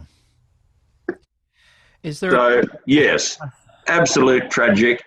And I still do my best to keep in contact with some of these guys. I contact at least 6 or 7 of them quite regularly. Wow. And I have huge respect for them and a deep sense of the incredible loss that we have suffered as a church. Yes. If anyone has had a chance to listen to Ron Allen preach, and of course he preached tape after tape after tape at GNU for many years, brilliant sermons, personal sermons, relevant sermons, great sermons. And sadly, I'd love to hear more like that in the pulpits that I sit in front of. Oh, yeah. It's heartbreaking, and I know from observing you over the years, you have a wonderful interest in the pastoral care of community and the people that are in this area and beyond.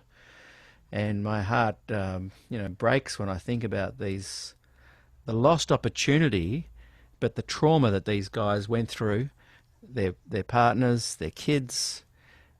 So not only was there a loss of rich, divergent thinking and wonderful pastoral care giving, there was just a loss to the church in general, to this. Yeah. There is a saying, Peter, that we can cut off our nose despite our face. Yeah. And sadly, we did it.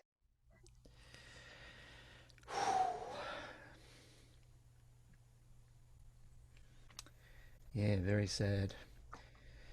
So I'm just going to read a couple more comments here. Mike has said, I'm not mentioning last names in case people are a little bit more wanting to be private, but it's there. It's there on the wall if people want to read. Mike says Ron Grable, when he was working at the White Estate headquarters, told me that they found more examples than Walter Ray, where Ellen White wrote, "I was shown," and then immediately quoted from other authors. That's a bit of a side thing, but that has challenged a lot of people. Have you got some thoughts on that?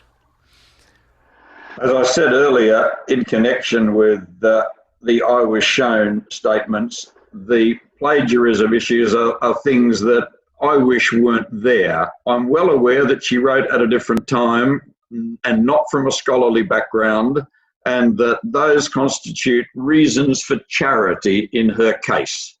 I choose to extend charity rather than do battle at that level. I would rather focus my criticisms at gross misunderstandings of Scripture, as I have tried to do, and do my best to let Ellen White have the benefit of certain doubts. I do know that as a little old lady in Avondale Road living at Sunnyside, she was respected and loved by her neighbours. She was sensible. When someone gave them a big basket of fish in appreciation for something that they'd done, and one of the household staff said, "I better go and bury it in the garden," Ellen White said, "No, it's good food. We'll find someone who'll appreciate it." You know, I know of many stories like that. A recent book that's just come out of Avondale by Marion de Berg, it gives a number of wonderful homely stories of a believable Ellen White. Yes, she and James weren't always happy together. She was not a good financial manager in many ways. And so the stories can go on, and I know many of them, Peter. But I like to think that I can be charitable in areas where there is a little bit of ambiguity, and I hope people will be as charitable with me. Yes. Yeah, I think a thread that runs through a lot of what you're talking about and the way you approach this is that you have a "there but for the grace of God go I" kind of attitude. So let's not be too judgmental, and let's try and find the good. You know, even though you've been very, very open and authentic and honest with certain statements, it shows to people that you can actually say, well, I don't believe that. Here's why. But boy, I still love hanging out with Adventists of all persuasions. Yes. I think that's very admirable. In fact, it's interesting, all the interviews, this is number 22, I think, for our for the Glacier View series, and there's another 22 that are on the podcast that are just audio.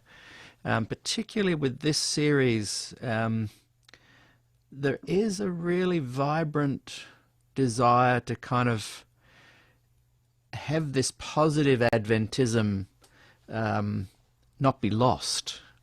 And I certainly hope that people can grasp that and that it can run right the way up to the top. I'd love to see or hear our leaders in the SPD and the unions get up and speak with that kind of confidence and say, look, we accept all different kinds of Adventists. It would only take one sentence to kind of bring a lot of this tension to an end. It would, Peter. Many of us were very disappointed on the occasion of Des's death when intervention prevented us from having a memorial service here at College Church. I felt that was one of the last opportunities we would have to have done something that was healing, sending a message to people who've been hurt so consistently over so many decades. I wrote a very carefully expressed letter to the division president on this point. And I stand by every word that I wrote. So many people have been hurt, and it wouldn't take a whole lot to just give a little bit more of a sense of ownership on the part of people who think issues but cannot reconcile themselves to certain traditional perspectives. But as I say, I look for the day, but I don't hold my breath. It's almost seeming to me like, because of the success of the suppression, that there's going to be a time where your generation dies out and the powers that be will have even more ability just to kind of hide away these kind of viewpoints. I've heard that there's a document being written about Adventism in the Pacific, and there's no reference to Des Ford or Glacier View. It's like a massive cover-up, and yet when I interviewed Dr. Bill Johnson, he said that he feels that maybe Glacier View was the most significant crisis since 1888, and possibly even more of a crisis than that. So it needs to be honestly talked about, but boy, it worries me when I see top-level leadership succeeding in their ability to suppress all this stuff. What kind of advice can you offer to young people that want to kind of carry the torch of this positivity you share, but are feeling like they're told not to kind of express their views on Adventist soil? Peter, that's a hard question, but I would urge them to open their Bibles. I would give them the same advice that I tried to take myself. Open your Bibles, talk to people of knowledge and experience, work out for yourself what seems to add up. Don't just take people's word. Don't be in a hurry either to throw things out for the sake of it. Keep what you can keep, but be prepared to dispense with anything that doesn't square up. Yeah, I think that's good advice. There's certainly a lot of power at shutting people down. Like you said, the Des Ford Memorial was, not to be had on Adventist soil. When I organised the Des Ford Day here a couple of years ago, a couple of years before he died, I was told quite forcefully by people that he was not to be on Adventist soil. Your Cottrell story there, a lot of programs I know that you've done over the years have been told not to be on Adventist soil. It's a very effective way of shutting down the dialogue. It's hard for me to, like you said, you can't see it changing. So what gives you a sense of a positive outlook for the future of Adventism? If it's Peter, I going the wrong choose way. I choose optimism. Yeah. I don't think that we have any other option. We're not going to give in. We are going to keep the battle going, not as fifth columnists in any evil sense, but as people who honestly feel that they have something by which the church can learn. So I'm not going to go away. I'm going to stay around, and I'm going to do my best to help. We have tried to do this in forum. I mentioned the week we had with Cottrell. In 1997, following the centenary homecoming at Avondale, we had a day at Castle Hill Church. This was one where we did go against the instruction, and very splendidly, Castle Hill Church elders backed us up. In fact, it was their idea. I wasn't going to ask them, but I was talking to someone at Castle Hill, and they said, let's have it at the church, the Sabbath morning as well as the Sabbath afternoon. Wow. And we'll ask Des to preach or take the Sabbath school lesson. I forget which of the two he did. I think he might have even done both. When was and as that date approached, I was rather nervous as a younger Sydney Adventist Forum president, not wanting to have anyone cave in at the last minute. But I have become aware, even just in the last 5 years, 20 years after the event, of the strength of support on the part of very significant people who are in governance at Castle Hill at that church. One of them, just a little while ago, put his hand on my shoulder and said, Lynden, although you may not have been able to see this, the issue was never in doubt. We were in firm control. And it's true, I wasn't aware of it at the time, but it was a great day. Jill gave us an afternoon meeting on the human interest story. It was so well received. It was a great day. And one of the elders at that church came up to me afterwards, someone whom I had known about but never spoken, and said to me as he congratulated me for the meeting, said, Lynden, I've long harboured a theory on how we should manage the church. We should hire a 747 and fly all the administrators to heaven, and then get on with the job of doing it ourselves. Oh dear. I like it. Do you think I know what I was going to say. Did the pressure to not have the memorial service at Avondale just come from local churches, or was it conference, or was it union, or was it right from the top? It's never been stated where it was, Peter. I think I know, but I'm not going to say because I could be making a mistake, and I'm rather too careful for that. But you actually got a letter from the SPD. Is that what you said before? You wrote to him? No, the letter came from the SPD, that is most definitely, or the communication to Ray Rowenfeld came from the SPD. Yeah. Of that I have looked at. But you're saying the pressure came from The elsewhere. pressure would almost certainly have come initially from somewhere else. Yeah, okay. We chose not to hold some of our most significant meetings on Glacier View on church properties. We held one at Wyong Baptist. We held a couple at the Uniting Church in Morisset, the Church in the Trees where you held yours. Yeah. And some of those were great events. We had a meeting on October 22, 2005 at Epping Boys High, an all-day event. And that was great. A paper from Norm Young, a paper from Arthur Patrick, a sermon from Des, and a panel in the afternoon where Des and Arthur and Alwyn Salem participated. Wow. And that was the only occasion on which Alwyn spoke openly about his opinions on Glacier View. Sadly, he passed away not so long after that. So we were so glad that we have his answers recorded on that occasion.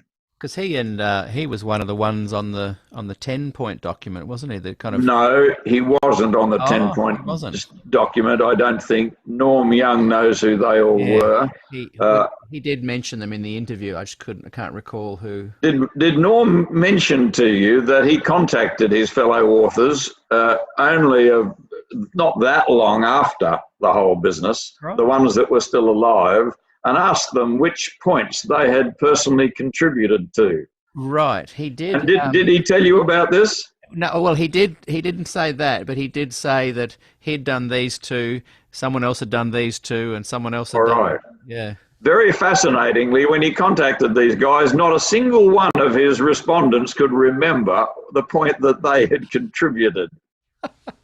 I found that fascinating. I wonder if they all felt they'd been thrown under the bus a little bit. Perhaps they did. Yeah.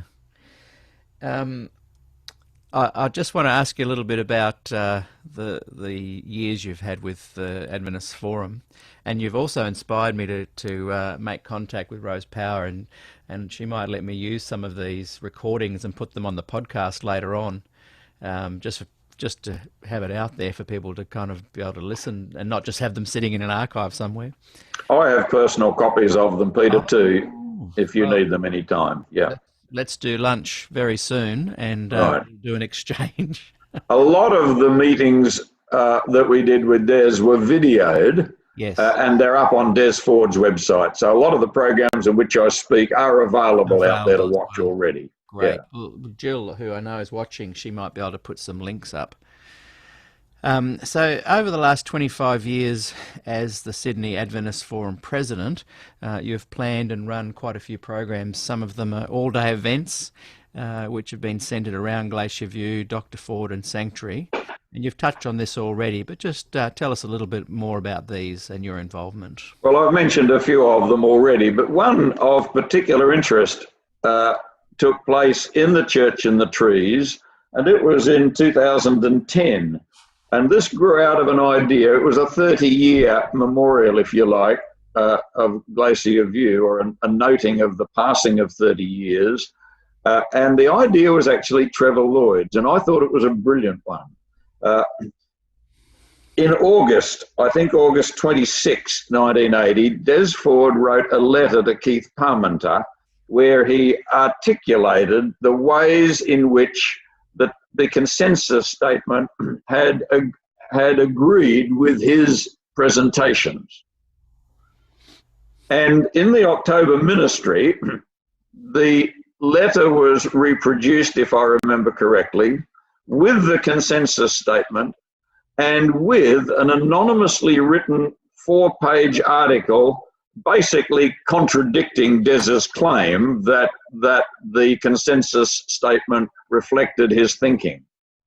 And the genius of Trevor's suggestion was that here we were dealing with just 3 very manageable documents. The letter was 3 or 4 pages, the consensus document likewise, and the ministry article about the same. So we could read the consensus statement, we could look at Des's letter, and we could make our own idea up as to whether or not he had accurately represented it. We could look at the anonymously written article, and we could make up our mind on the basis of the consensus statement. We could ask people to read these things. We couldn't ask people to read Des's Glacier View manuscript because it was 1,000 pages. It would have been unmanageable. No audience would have been happy to stay for the time. But dealing with these smaller documents was very possible. To test our idea out, Trevor Lloyd and I independently went through the 12 points that Des had enumerated and gave him a judgment, 1 out of 10. Was he accurately representing the consensus statement? And we did the same for the anonymously written article. Was it representing the consensus statement? In 1 or 2 of those points, the consensus statement actually speaks through both sides of its mouth, and both could claim almost equal adherence to it. So we marked them 5 each. Then we got on the phone at the end of the week, and I gave him my scores and he gave me his, and we were astonished at the congruence of our assessments. Basically, from memory, we gave Des about 90% and the article about 10. We were trying our best to be even-handed and very fair. So we thought, all right, let's set up a jury. So we set up a jury with a couple of people who didn't know much about the issue at all, deliberately chosen. Yes, there were a couple of very pro-Des people there. And one, I remember, stuck his hand up for Des every time without even thinking about the issue. And perhaps that may not have been the best thing for people to see, but it was a great show of loyalty. But again, the votes came out rather similarly. Now, that was a very interesting program. It's a manageable task, and I would challenge anybody to do that today if they feel they've got the time and can find the October 1980 ministry. But yes, and very, very telling it was. Yes. There was no wonder that this article was anonymous. I certainly wouldn't have wanted to put my name to it. That's a very creative and fun and informative little exercise you did there. It did go well, and we had Arthur Patrick there, and periodically Arthur Patrick would, dressed as one of the pioneers, would articulate some traditional perspective and help the day along. It was a fun day. And that one is on YouTube, do you think? I think it is. Yeah, we might be able to ask Jill to put in a link below. That would be very interesting. Yeah. Mike has written that this interview needs to be shared with every Adventist. So that's a really encouraging comment there that highlights how much I value and have appreciated you taking the time today. And I think now that we've kind of got a bit of a platform and we're creating a resource here for people to look back on, I'm hoping that I can grab some of these interviews and programs and put them up as part of the actual SDAQ&A program, if that's all right. Peter, I'll help you with everything that you want. I'm afraid I'm such a Luddite that most of my stuff is actually in written textual form. I have the scripts for a lot of these things and the papers that were presented. For today's audience, those don't hold as much interest, I know, as a good video. But fortunately, a lot of them were recorded. And as I say, Jill, I'm sure, could direct us. Yeah. And I have copies of some of them myself. As well. Well, we will definitely catch up very soon, and I look forward to presenting some of that material here as well. Is there anything you'd like to kind of close with and share with us? Maybe some erudite advice for the church moving forward? I won't give any erudite advice, Peter, because I'm not erudite, but there is one quotation that perhaps I could leave with you and anyone who is listening. I found this to be an astonishing quotation. On the occasion of his 80th birthday, Des received a lot of letters from people who couldn't attend the party. One of the most splendid was from Eric Magnuson. We don't have time for me to read it, sadly, because it's 2 pages long. But one was from Bert Haloviak, who for many years, as you know, was the General Conference archivist. And he writes, see if the attached that I recently found in Wilson correspondence adds anything to your 80th. So this is Neil Wilson to Robert Pearson, the previous General Conference president, February 4, 1980. Des Ford is working hard on the assignment that we have given him. But basically, the whole matter revolves around his understanding of the role and work of Ellen White. He unfortunately does not consider Ellen White to be authoritative in the areas of doctrinal theology and does not consider that she has teaching authority comparable to prophets that are in Scripture. We hope that he will be able to adjust his thinking and to see that it is impossible to limit Ellen White's inspiration and accord her something less than that which is intended when the Lord chooses a human vessel to be an extension of his self-revelation. He needs our prayers. Now that explains, I think, explains why Glacier View went wrong, as simply as anything else does. Yeah. The fact is that when it comes to sanctuary, great minds over at least 100 years of Adventism have struggled to do it on the basis of the text and admitted defeat. People like Prescott, people like Conradi, people like Fletcher, people like Des Ford. And although I don't put myself in that kind of category, people like me, I couldn't do it. And many of these people were people who devoted their lives to the church and its ministry and were happy to do it and had so much more to contribute. So it's sad. Yeah. Well, that's an incredible document there. Does Jill have a copy of that? Do you know? Yes, she most certainly does. I wonder if she's got. I wonder if she's got a digital copy of that. Because yes, I'm sure she would. It was shared with Arthur Patrick and myself soon after it arrived, and Arthur looked at it. It was difficult to shock Arthur, but he was a bit surprised. He carefully worked that statement into one of his papers about 6 or 8 months later. Wow. So that it was out there. I've used it a few times since. Others have as well, I know. And you only read a short part of it too. I read all the quote that he sent.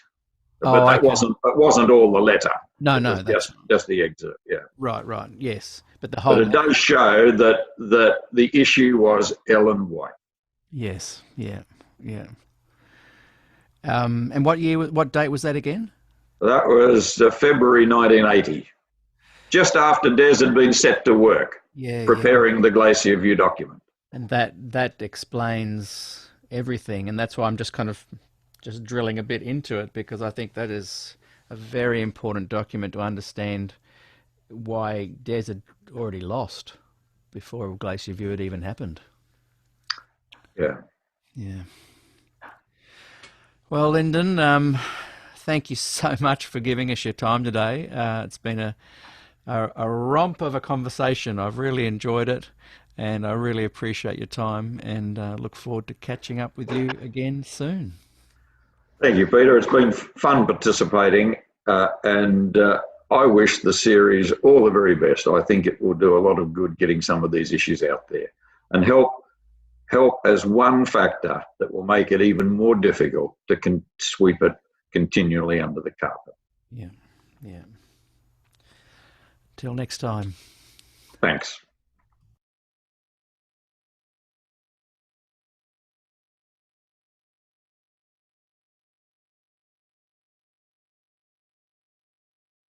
Wow, what an amazing conversation that was. Wonderful. Yeah, incredible. It's interesting watching and by the way, those listening on the podcast, we are now back in 2025, episode 15. Sorry, season 15, episode 7. And we've just watched and listened to the interview with Dr. Lynden Rogers, which was number 23 in season 2. And we are reposting and putting them together now on YouTube. And lots of interesting comments there. You were mentioned a lot as well, Gillian. And so Gillian and Des Ford shook the church, and the reverberations 45 years later, post-Glacier View, are still going around the globe. So give us your immediate impression of that interview, Gillian. I was just looking at the feed and all these people saying, "Hello, Gillian. Hello." Yes. I just want you to know that I went along for the ride. Hey, That's caused all the trouble, not me. no, we know that. Yeah. We know that's not true. In fact, I like the way you contributed to this story then and now. Oh, before you just talk a little bit more about Lynden, 10 volumes are soon to be available. 9 are. The 10th one is finished, getting proofread, and I got my copy. Thank you very much. Did you like it? Do you know what? It's probably my favorite of all of them. It's the most and I love them all. one. It suddenly tied everything together, and I love it. It's a very good read. Thank you, Gillian, for all your hard work. So Now look, I have. When will it be on available for sale? Well, I've put it up. It'll be available in a few days. But for people who are very punctilious about grammar, about punctuation, it hasn't been proved. I've read it twice. It won't be too bad. Usually the corrections are commas and American.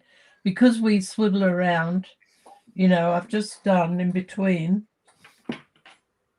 redone Des's thesis, which is even bigger than this one. That's in American style. This one's in British style. So working out how to spell fulfillment and quite a few other words, I might get some of those wrong. But anyway. There it is. And I did this, I don't know how this happens, but I actually did the idea for it in 3 months. I was given 3 significant articles, and it sort of goes from there, because then I go looking for other stuff. So yeah, I think this one is well, they do build on each other in one way. You could 10 wouldn't have been my favorite if it hadn't been the it's the build up. If the other 9 weren't building up to it. It's literally like watching a whole season of football, and that's the grand final. And so there's an extra amount of excitement to it and relevance to it. And yeah, well done, Gillian. It's such a So 1 and 2, 1 was basically articles we wrote about Glacier over the years. And there was another article I found later that should have gone in volume 1, but you know, if I did it a different way, I would have done it in different order. It would have been more organized, but it's not too bad. And everyone, so it's sort of flatline. It's sort of what happened and how we wrote about it. The letters I wrote from Glacier View, and then we wrote a book about a year and a half later. I haven't got that one with me, but can't think of the name of it. Anyway, I've published that, and so on. And so at different periods we wrote stuff. And then in volume 2, I started putting in, and I thought that was going to be it. I started putting in the documentation from other people, articles from other people. And Spectrum and Adventist Today both basically let me publish whatever I liked, which was an amazing thing. I never expected it. You know, I thought I might be able to borrow a bit from this article, but no. And so people had written stuff that sort of supported what I was saying. I had permission to publish it as long as I sort of said where it came from, which was, you know, just amazing when you think about it. So 1 and 2 was the supporting evidence from people like Ray Cottrell, and a lot of other people came in. It's not just the documents I had. I had 50 boxes of documents that I had scanned. And then, but afterwards, with the Spectrum articles and things that were uniquely written for this series, I've had many, many people contribute. So, yes, yeah. And that's what every gives it the time extra edge. somebody would send me, I think it was volume 6, John Den sent me an article that he'd written for Spectrum, but Spectrum didn't publish it. We didn't know that they weren't going to publish it. But he got me going on volume 3, and then everything else starts coming in. It's a really strange experience that one thing comes, I know I'm going to write a book, and then when I get to the end, I know I've done it. Anyway.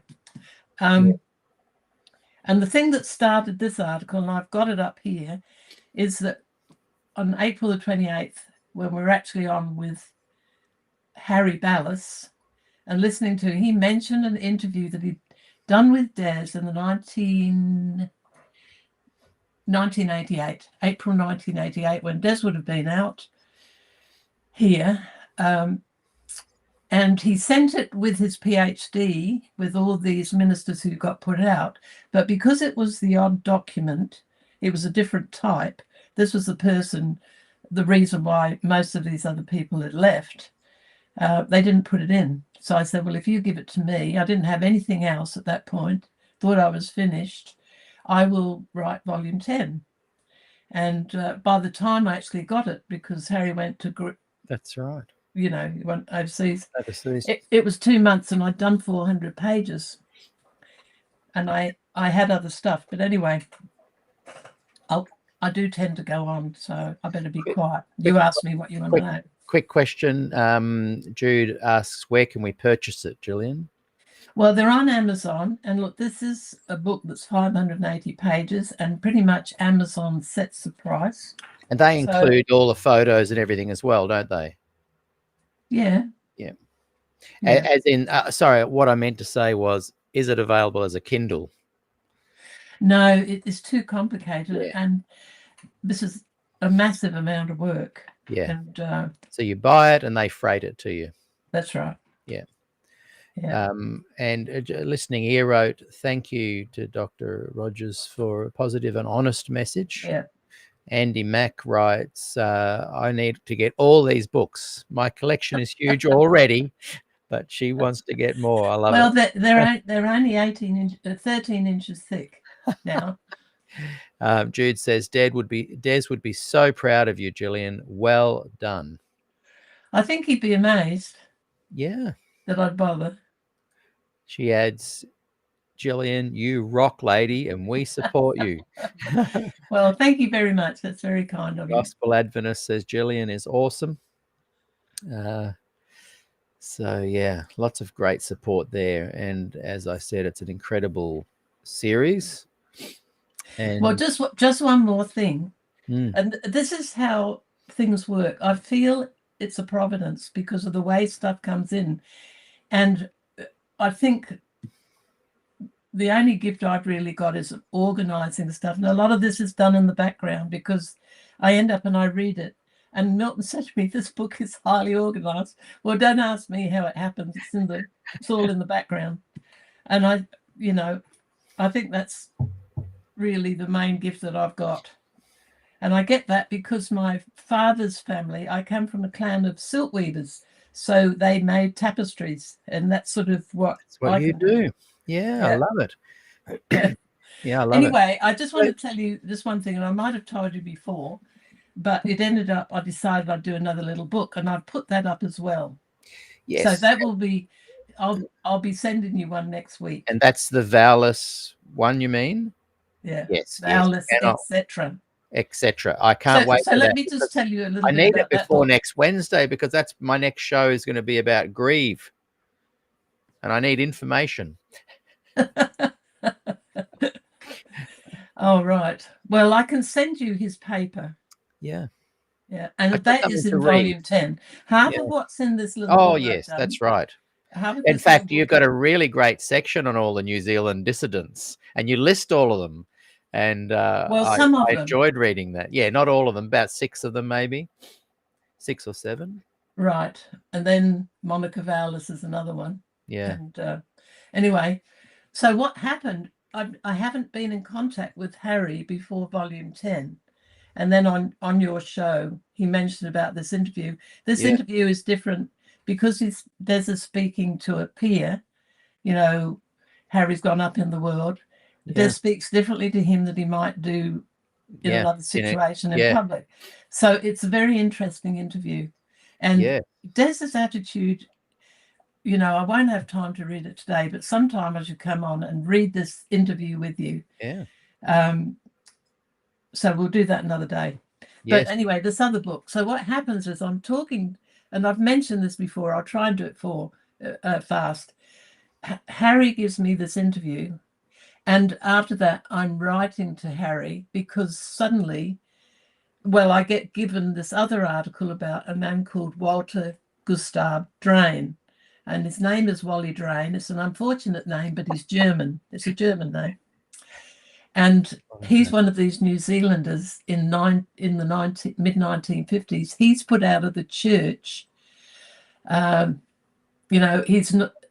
He's come to the same conclusions as Grieve and has taught to Grieve. And Grieve has come over in the middle of 1955. And Grieve's already in trouble. And they're in trouble on the same stuff, but Wally Drain has come to it by his own reading. He's like Des. He's an idealist and he's a great reader outside the church and loves the gospel, but he's caught up on it. And there are people in the local church who go after him. So he gets put out very unceremoniously, not given any proper reason. So the story's told in volume 10, but I've also put it in this little book because it's sort of a neat set. So because of that Wally Drain article, then I started looking at Grieve, and I knew from what Des told me, he said Grieve was correct in what he said, but he was very bitter. Now, like Walter Ray to the power of 10. But when you know the stories and the background, how they got treated, you can understand it. There are not many like Des who had an absolutely supernatural attitude of forgiveness. I mean, I lived with him for 50 years. I was with him when he died. It was out of this world, the way he treated people who treated him despite it. But not everybody was able to do that. That was sort of different. So Des wouldn't have liked that about Grieve, but he agreed with him. Interesting. So anyway, while I'm talking to Mary Trim, and she's told me about another ministry that got put out that I've never heard of, Neil Smith in New Zealand, about the time of Grieve. So I'm talking to Harry, who's just come back from Greece, and I tell him what Mary's told me. He said, "Oh, I know him." And then he tells me that he's got all these North New Zealand notes and so on. And I'm sure I've told you about this before, but anyway. So he sorts out all the 1955 to 56, and there's 6 people in there who got put out, you know, in that year in New Zealand. And so anyway, and then Mary says to me, "Oh, my husband's half aunt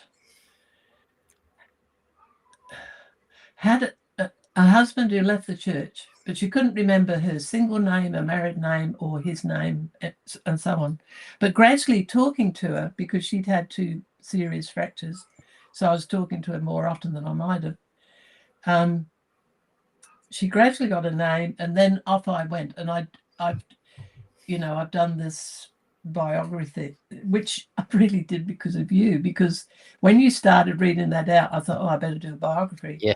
And I've done more since I talked to you, and I've put all the sources in an appendix. So Yeah. it's quite impressive. And the reason for that, well, I'll tell you the reason behind it, why these documents are so important. Because as a historian, these articles have been on Truth and Fables. I doubt very few people have read them because they don't know who the vowelists are. That's right. Wouldn't even begin to search. They have to stumble across it. And there's thousands of... So I've taken them out. I've published them so they're nicer and so on. But I've also put them in their setting. Now you know that she was actually the one behind it, and that I found out something since I wrote the book, but the source is there, that when she went to America from Avondale, she was on the boat with a party, and W.H. Branson, the General Conference president, was on the boat. She would have talked to him. Yes. Of course, and then she goes to America and she talks to all the leaders, Leroy, Froome, and she names them, and also Willie White. So it's a very special document. She's asking them questions, and she realizes when she leaves Avondale, goes back because her mother's sickening to New Zealand, and then meets this man who's an independent Adventist who keeps the Sabbath, who's become a minister and has been preaching for the church. She asks him to go to the local library and study all this stuff. And she finds out that all these leaders they were uncomfortable talking to her, but they were not only evasive, they lied to her, because he went through great controversy and saw how it had been changed. Anyway, that's all I'm going to say about that. What I might do is actually wait until I get the actual book, because I can read from the book and flick through and prepare for the next one. It will promote the book at the same time as me reading out, because you have included the actual, like what I read out last week and the week before, that's in the book as well, isn't it? That is in the appendix, I think, those open letters and whatnot. Well, I haven't put everything in, but I've got the vowelist couple and the biography. Then I've got Basil Barnard, which I put in at the end. Yeah. Because I found that in the Good News article about the vowelists, they also had a chapter about Basil Barnard, who's a name I've heard of. Des used to talk about him. He was in the 1940s, but he didn't die till 2009 when he was an old man. Wow. But he did the ministry in the 1940s, and when he finished it. He was a very clever man, not related to the other Barnards that we know. He decided not to go into the ministry because he didn't believe in the sanctuary doctrine. And after he died, this 2009, when this Wally Drain issue comes out, it's mainly about him, they put in, Boris Dobra wrote an article about Basil Barnard, and he put in 4 brochures that he's written. So I've put those in after the vowelists. Then I put Wally Drain, who didn't really write a lot. And then I put in Greaves' paper that he wrote after he was put out. Now, the reason this book is so important, bye-bye, and here's why, is because if you're struggling over what these issues are, and it's Ellen White, justification by faith, the cleansing of the sanctuary, investigative judgment, and what's the other one? I'll think of it in a minute. 4 big things that have always been a problem. Yes. And you know, I've called it in the volume 10. I've got all these sections called the light bearers, and the issues are not always the same. And I Yeah. wouldn't necessarily agree with all of them, but people come out, and then the candle snuffers come in, and they just shut them down. Yes, They will yes. not explain to them, and the treatment is always the same. Always the same. So this is like a precursor of what happened at Glacier Yeah. View, Yeah. which on the surface looks not too bad, because this was in public, it was in Newsweek and Time, etc., Christianity Today. So Yeah. the church had to be very careful. But when you see all the documentations and you do what I've done and put it all together, you know, I didn't know all this when I started. It's going to be essential reading because of those things you just said. I can't wait. I'm going to somehow get my, what do they call? I'm going to become an affiliate of that sale of that thing, and I'm going to promote the heck out of it, and that way I'll get 5 cents every sale. And I've told you, Milton Hook, I called him every day when I was doing this book, because he's been my main mentor. I've had other people who've helped me for particular things, like John Rose here in England and so on. Incredibly helpful. I couldn't have done it without them. Yeah. But Milton says this area, and I sent it to Gilbert. See, I really don't care about selling these books, because I just pay it all in tax. For some reason, it puts me in the tax bracket. I pretty much pay whatever I earn in tax. Yeah. I make back the payments for the Australian government, you know, for his buying that So multi-million cover dollar your house. costs. You cover your costs and then pay the tax. No, I don't cover my costs. Oh, okay. And I've sent out thousands of dollars of books. So I put my money where my mouth is. And I don't ask people to give me money, because it's a nuisance. I haven't got time. Yeah. So, you know, anyway, what was I talking about before I interrupted myself? The importance of the book. The importance of the book is the time it was written, the clarity it was written. So it's the 30s and the 50s. Oh, yeah. And Milton is saying and I sent it to Gilbert. That's the last thing I said. And Gilbert wrote to me and he said, I'm so swamped, because he's coming out here to the forum on the 20th. It's in 2 weeks, 2 or 3 weeks. Wow, that's I Yeah, forgot I'd love about to that. come down, but I won't be able to do it. Oh, I forgot. Where's it going to be held? I think it's at Avondale.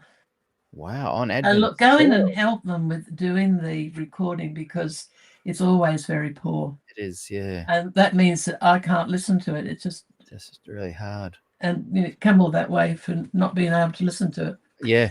Anyway, Gilbert just read one it and he said, this is intriguing, because he's never... Sorry, 1 second. I've just got to go out and sort a little trampoline emergency that's happening out there with the I girls. can keep talking. So you keep talking, and I'm just going to crank it up here in the studio so I can hear it. I'm only 10 feet away.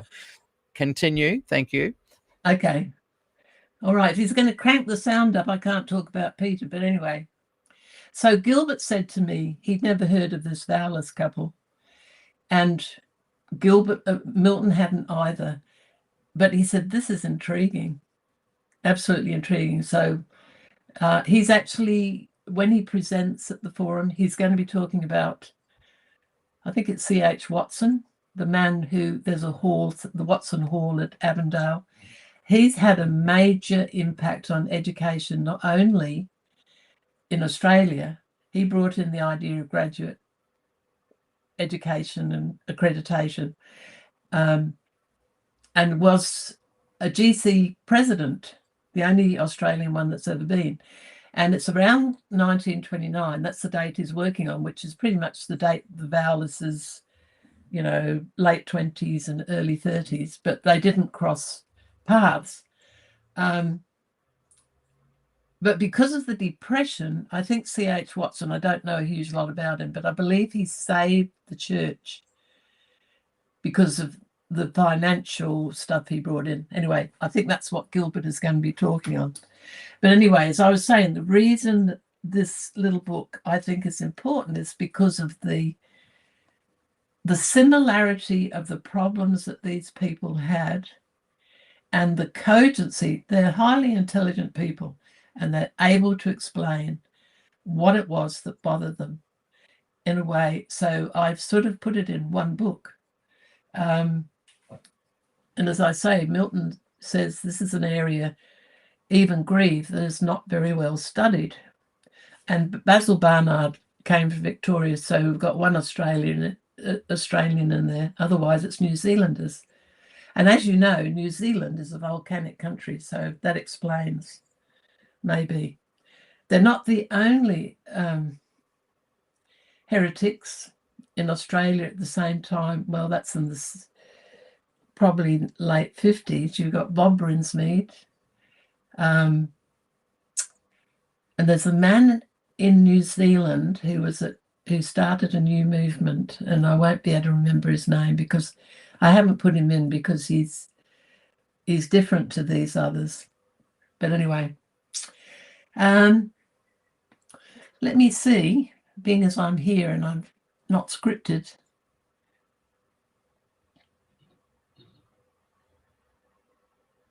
I'll just start reading you this interview. I might not get very far before the crisis is dealt with. So this is Harry Ballas talking to Des. Were you then a victim in an inevitable crisis? Des, well, I'm not certain I would put it that boldly because I didn't have to rush into it, but I was aware of the possibilities, human nature being what it is, and mine being as imperfect or worse as anybody else's at that time. I'd been concerned that the brethren had not played honestly in a number of areas. They'd asked me to write the lesson quarterly, and without even counselling with me, Parmenter had put the kibosh on it. The kibosh is the Jewish word for putting the stopper on it, and paid for, passed by scholars in both countries for political reasons. Parmenter told the church, don't publish it. What was it on? This is the one on the prophets. You know, I'd been asked to write a book with it, which was published, called The Physicians of the Soul. This was the book to go with the lesson quarterly. This included sections on Ellen White. In the book, I mentioned Ellen White sources before Walter Ray had got into that area publicly. I mentioned many of the sources without any antagonism, just on the basis that God never does supernaturally what can be done naturally. But it was Brother Parmenter who put the kibosh on it. No one talked to me about it. I just had the press say, hey, when is it coming out? The leadership sent me around in circles. One person was blamed after another until finally the buck stopped with Brother Parmenter. So I was a bit concerned that the church wasn't playing straight there. Second, Brother Parmenter had promised me before I left Australia, here's one of those typos you'll find, I've put felt instead of left, that I was coming back to Avondale. I did not accede to leaving for America until I had that assurance. That was the basis on which I left. I was coming back to Avondale, and I asked Brother Parmenter before I left. And I understand that if I go, I'm to return to Avondale. He assured me that was so. But he wrote to me while I was at PUC, Jill, October the 30th, 1978, and said it wouldn't be so. If I was coming back, I wouldn't be at Avondale. So I felt there were some things there that were not altogether straightforward. And probably that influenced my carnal nature, and having protested to the brethren that the talk could only cause a stir, instead of persisting in that conviction and refusing to go ahead, I went ahead. And Des is talking about the forum meeting there. Well, I ran out of talk and panic, so I read a bit of this interview, which you already know, but never mind. How did the crisis go? All good. Sometimes they get too many of them on the trampoline. And I could hear a little bit of potential. A war was starting. Yeah, I managed to head it off at the pass. I could hear you loud and clear, though. I think Darren next door and the Chooks could hear it too. Yeah. Anyway, I've sort of finished on that book. With the so it's got a practical use because, you know, I've just started listening because of Carol Pratt, who's listened to all of this, to the Ryan Day Alan Davis and his other friend talking about the investigative judgment, and they are doing a very good job. So my books are not the only source, Yeah. but they're really written as a historical source book. You know, it's all the sources, it's all the letters, and all the documents and other people's opinions who are saying the same thing. What have you called it again? Bye. And here's why. And here's why. Bye. Here's why. And then I've given a list of who's in it. Yeah. So I don't think you'll be able to find it on Amazon for a few days, but because I only put it on the night before last. Yeah. And I will wait until it comes out, and I'm going to use that as my reference point for episodes on the New Zealanders. Now we're going to. Well, I was supposed to get it Sunday. If I posted it Monday and posted it Express, there's just a chance you'll get it. Is that all right? That'd be brilliant. Yeah.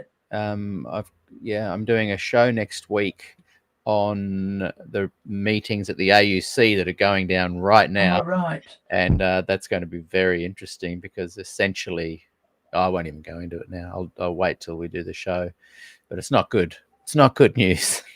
The leadership are doing exactly what they always do, kick the can down the road. But what I'm saying is I do have in my mind planned a show on this topic, but if not, I can find something else. Now, so do we know the AUC president yet? Yes, Brendan Pratt.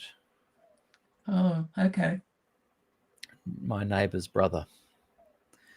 And essentially, they're not going to do anything about women's ordination, and they've pushed it to the next. Well, he was at homecoming, at 2027. Yeah, he was at homecoming, and I was told by two people who were there that his sermon was terrible. I'm sorry to say it on the line. Dear, oh dear. Oh dear, Jill, you're a naughty girl. Naughty girl. I love that the whole 10 volumes is full of that kind of naughtiness. Well, I tell you that really, Robert Wolfgram has read at least 5 of them, and he says what he likes about them is that they're redemptive. Yeah. And look, I could say a lot more. I could be quite nasty about stuff I know, but that's not my purpose. I'm hoping that, you know, there might come a point where change might come, and that these will help, not hinder. Yes, I think influence will come where people can gather around these books and something new. I don't think the church itself is going to ever come around. We're going to have to wrap it up. Got to head off in 5 minutes, but again, that interview we just had with Lynden, what were some of your thoughts going through your mind as you listened to him recounting Glacier View and Des Ford? And he was very articulate, wasn't he? What a great memory. I want to get him back on the show and just talk about it. He was referring to lots of things that you might have on archives and on your YouTube channel that people can go and see even now. Yes, I'd have to go and look. Those things are out. But he was such a good interview. Just share with me your thoughts on what was going through your mind as you were listening. That is one of the best, if not the best, of the talks, because he's so articulate. Yeah, he's so reasonable. He's so Christian. He explains things so very well. Good teacher. Now, Larry Christoffel would be another one. That's one that you should play. Yes, it will. I actually told you that I would pay for that to go on because I'd hate for that to get lost. You better remind me. Shoot me a message quick because people are picking now. I was surprised I couldn't get a sponsor for today. It was my fault in that I only advertised there was a sponsorship space yesterday, but that interview with him is going to go down in history as him being such an interesting interviewee. So Larry Christoffel was the minister at Campbell Hill when Des went over there about 2008. Yeah, that's a really good one too. Now he was going to be an engineer. He's a Ray Cottrell type who does shorthand. Yes. He actually went in and read the all the notes, the archive notes of the 4 meetings at Glacier View. Right. Yeah. So he, you know, he yeah. wrote down his own Yeah. shorthand notes, and typed them out. I put them. I don't know whether I put it in. There's another thing I want to say to you, but I do repeat myself. So, okay, that's volume 9, and that's volume 10. It might be in there, but anyway, I've also updated my index of what's in which book because I can't remember, and it's now 55 pages. Just the index. I love it. Oh, so you can look up, like with Des, it's easy because I've got all his articles in alphabetical order, and then I've got all the letters in date order. Right. So if I want to find the Grieve stuff, I just look up Grieve, and it'll tell me which volume and page it's. It'd be better to. I mean, you can print it off and keep it, but it'd be much better to search it online and just put in Grieve, and eventually it will take you through good, where Grieve's there. Yeah, okay. But I was just going to tell you one other thing about that. With John Rosier, it's a bit more confusing because so much of what he's done is on blogs or Facebook or emails that I haven't made that division. I've largely gone, it's not alphabetical, it's largely in date order. Right. So it's a bit harder with John Rosier's stuff you've got to read through it to find it. Yeah, okay. Yeah. But anyway, I've sort of done, I've done everything I could to make this stuff accessible. And ultimately, I'll put it online. I don't want to do it yet. I'd sort of like to be close to death so I can't get into trouble. And of course, I showed you this one. Yes, that's just come out too. Yeah. Yeah. That's the one that took place in Manchester. Is that right? That's right. Yes, I really want to get a copy of that one. It's largely about Mark 13. Yes. And 2 Thessalonians, and it's about the Son of Man, and the Son of Man. The term "the Son of Man" is the opposite of the abomination of desolation, which is Antichrist. So these are two opposite figures. That's what this is about. And I sort of wanted to redo this because if the church really wants to change, they need to read this book. The one you just held up. Yeah. Yes. And I told you about half of it. I want to do a whole show on that book. It's so important. You talked about it a few weeks ago when we were having a chat, and on one of the shows, and I thought, oh, there's a little bit of a nugget that needs to be out there. So we'll definitely do a whole show on that. Jude writes, naughty or not, it's the truth. You go for it, I say. Well, it's how I see it. And I live with Des. It's amazing when people ask me stuff, what my mind goes to when you talk to me about it. Yeah. It's just amazing. But I tried to make this, this, of course, is Burnside and Kent took this out and read this, and I'll tell you something funny about that. They called Des a futurist, and somebody just done a PhD in Des not being a futurist. However, Uriah Smith, and therefore George and all the people who followed Uriah Smith, he was the futurist, not Des. So they got it completely wrong. They didn't understand it, and there's a lot of foreign language in here. Yeah. And I've told you, I've translated all the modern languages and Latin, and I got other people to do the Hebrew and Greek. So you've got an index if you don't want to read the book, but you want to know about subjects. I've done that. So this 55-page index, are you saying? No, not 55, 300. It's not the abomination book, the index to your volume 10. Oh, yeah. Where can we see that 55? Well, you have to message me, and I will send it to you on Messenger. Okay. I can. The people who use the books, I usually let them know. But I don't mind doing that because I've got a bit of a break. I may actually be finished, but I never say never. Good. If somebody comes up with an article, Yeah. I'll say, okay, I'll do Yeah. volume 11. And I Yeah. always find stuff. Something. I don't know how And why not? Why not? Now we're going to wrap it up. I did want to say that when I listened 5 years on from that interview, I probably would have pushed back on some things a bit more. But one thing I want to say is people like Lynden, the Cottrells, the guys who, you know, put out this book, the Reclaiming the Prophet, these guys, although in my opinion, leadership has still managed to shackle them, but they have found their cultural home within Adventism, and they've got their friends and a community and their support base.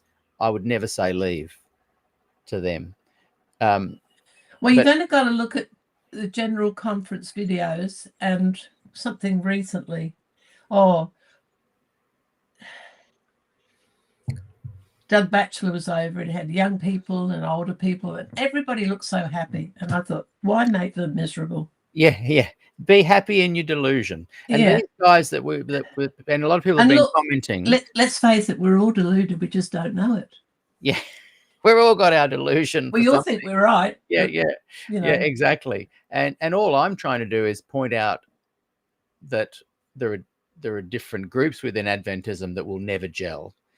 There is a leadership, systematic way of dealing with any kind of narrative that's looking like asking questions or questioning certain things.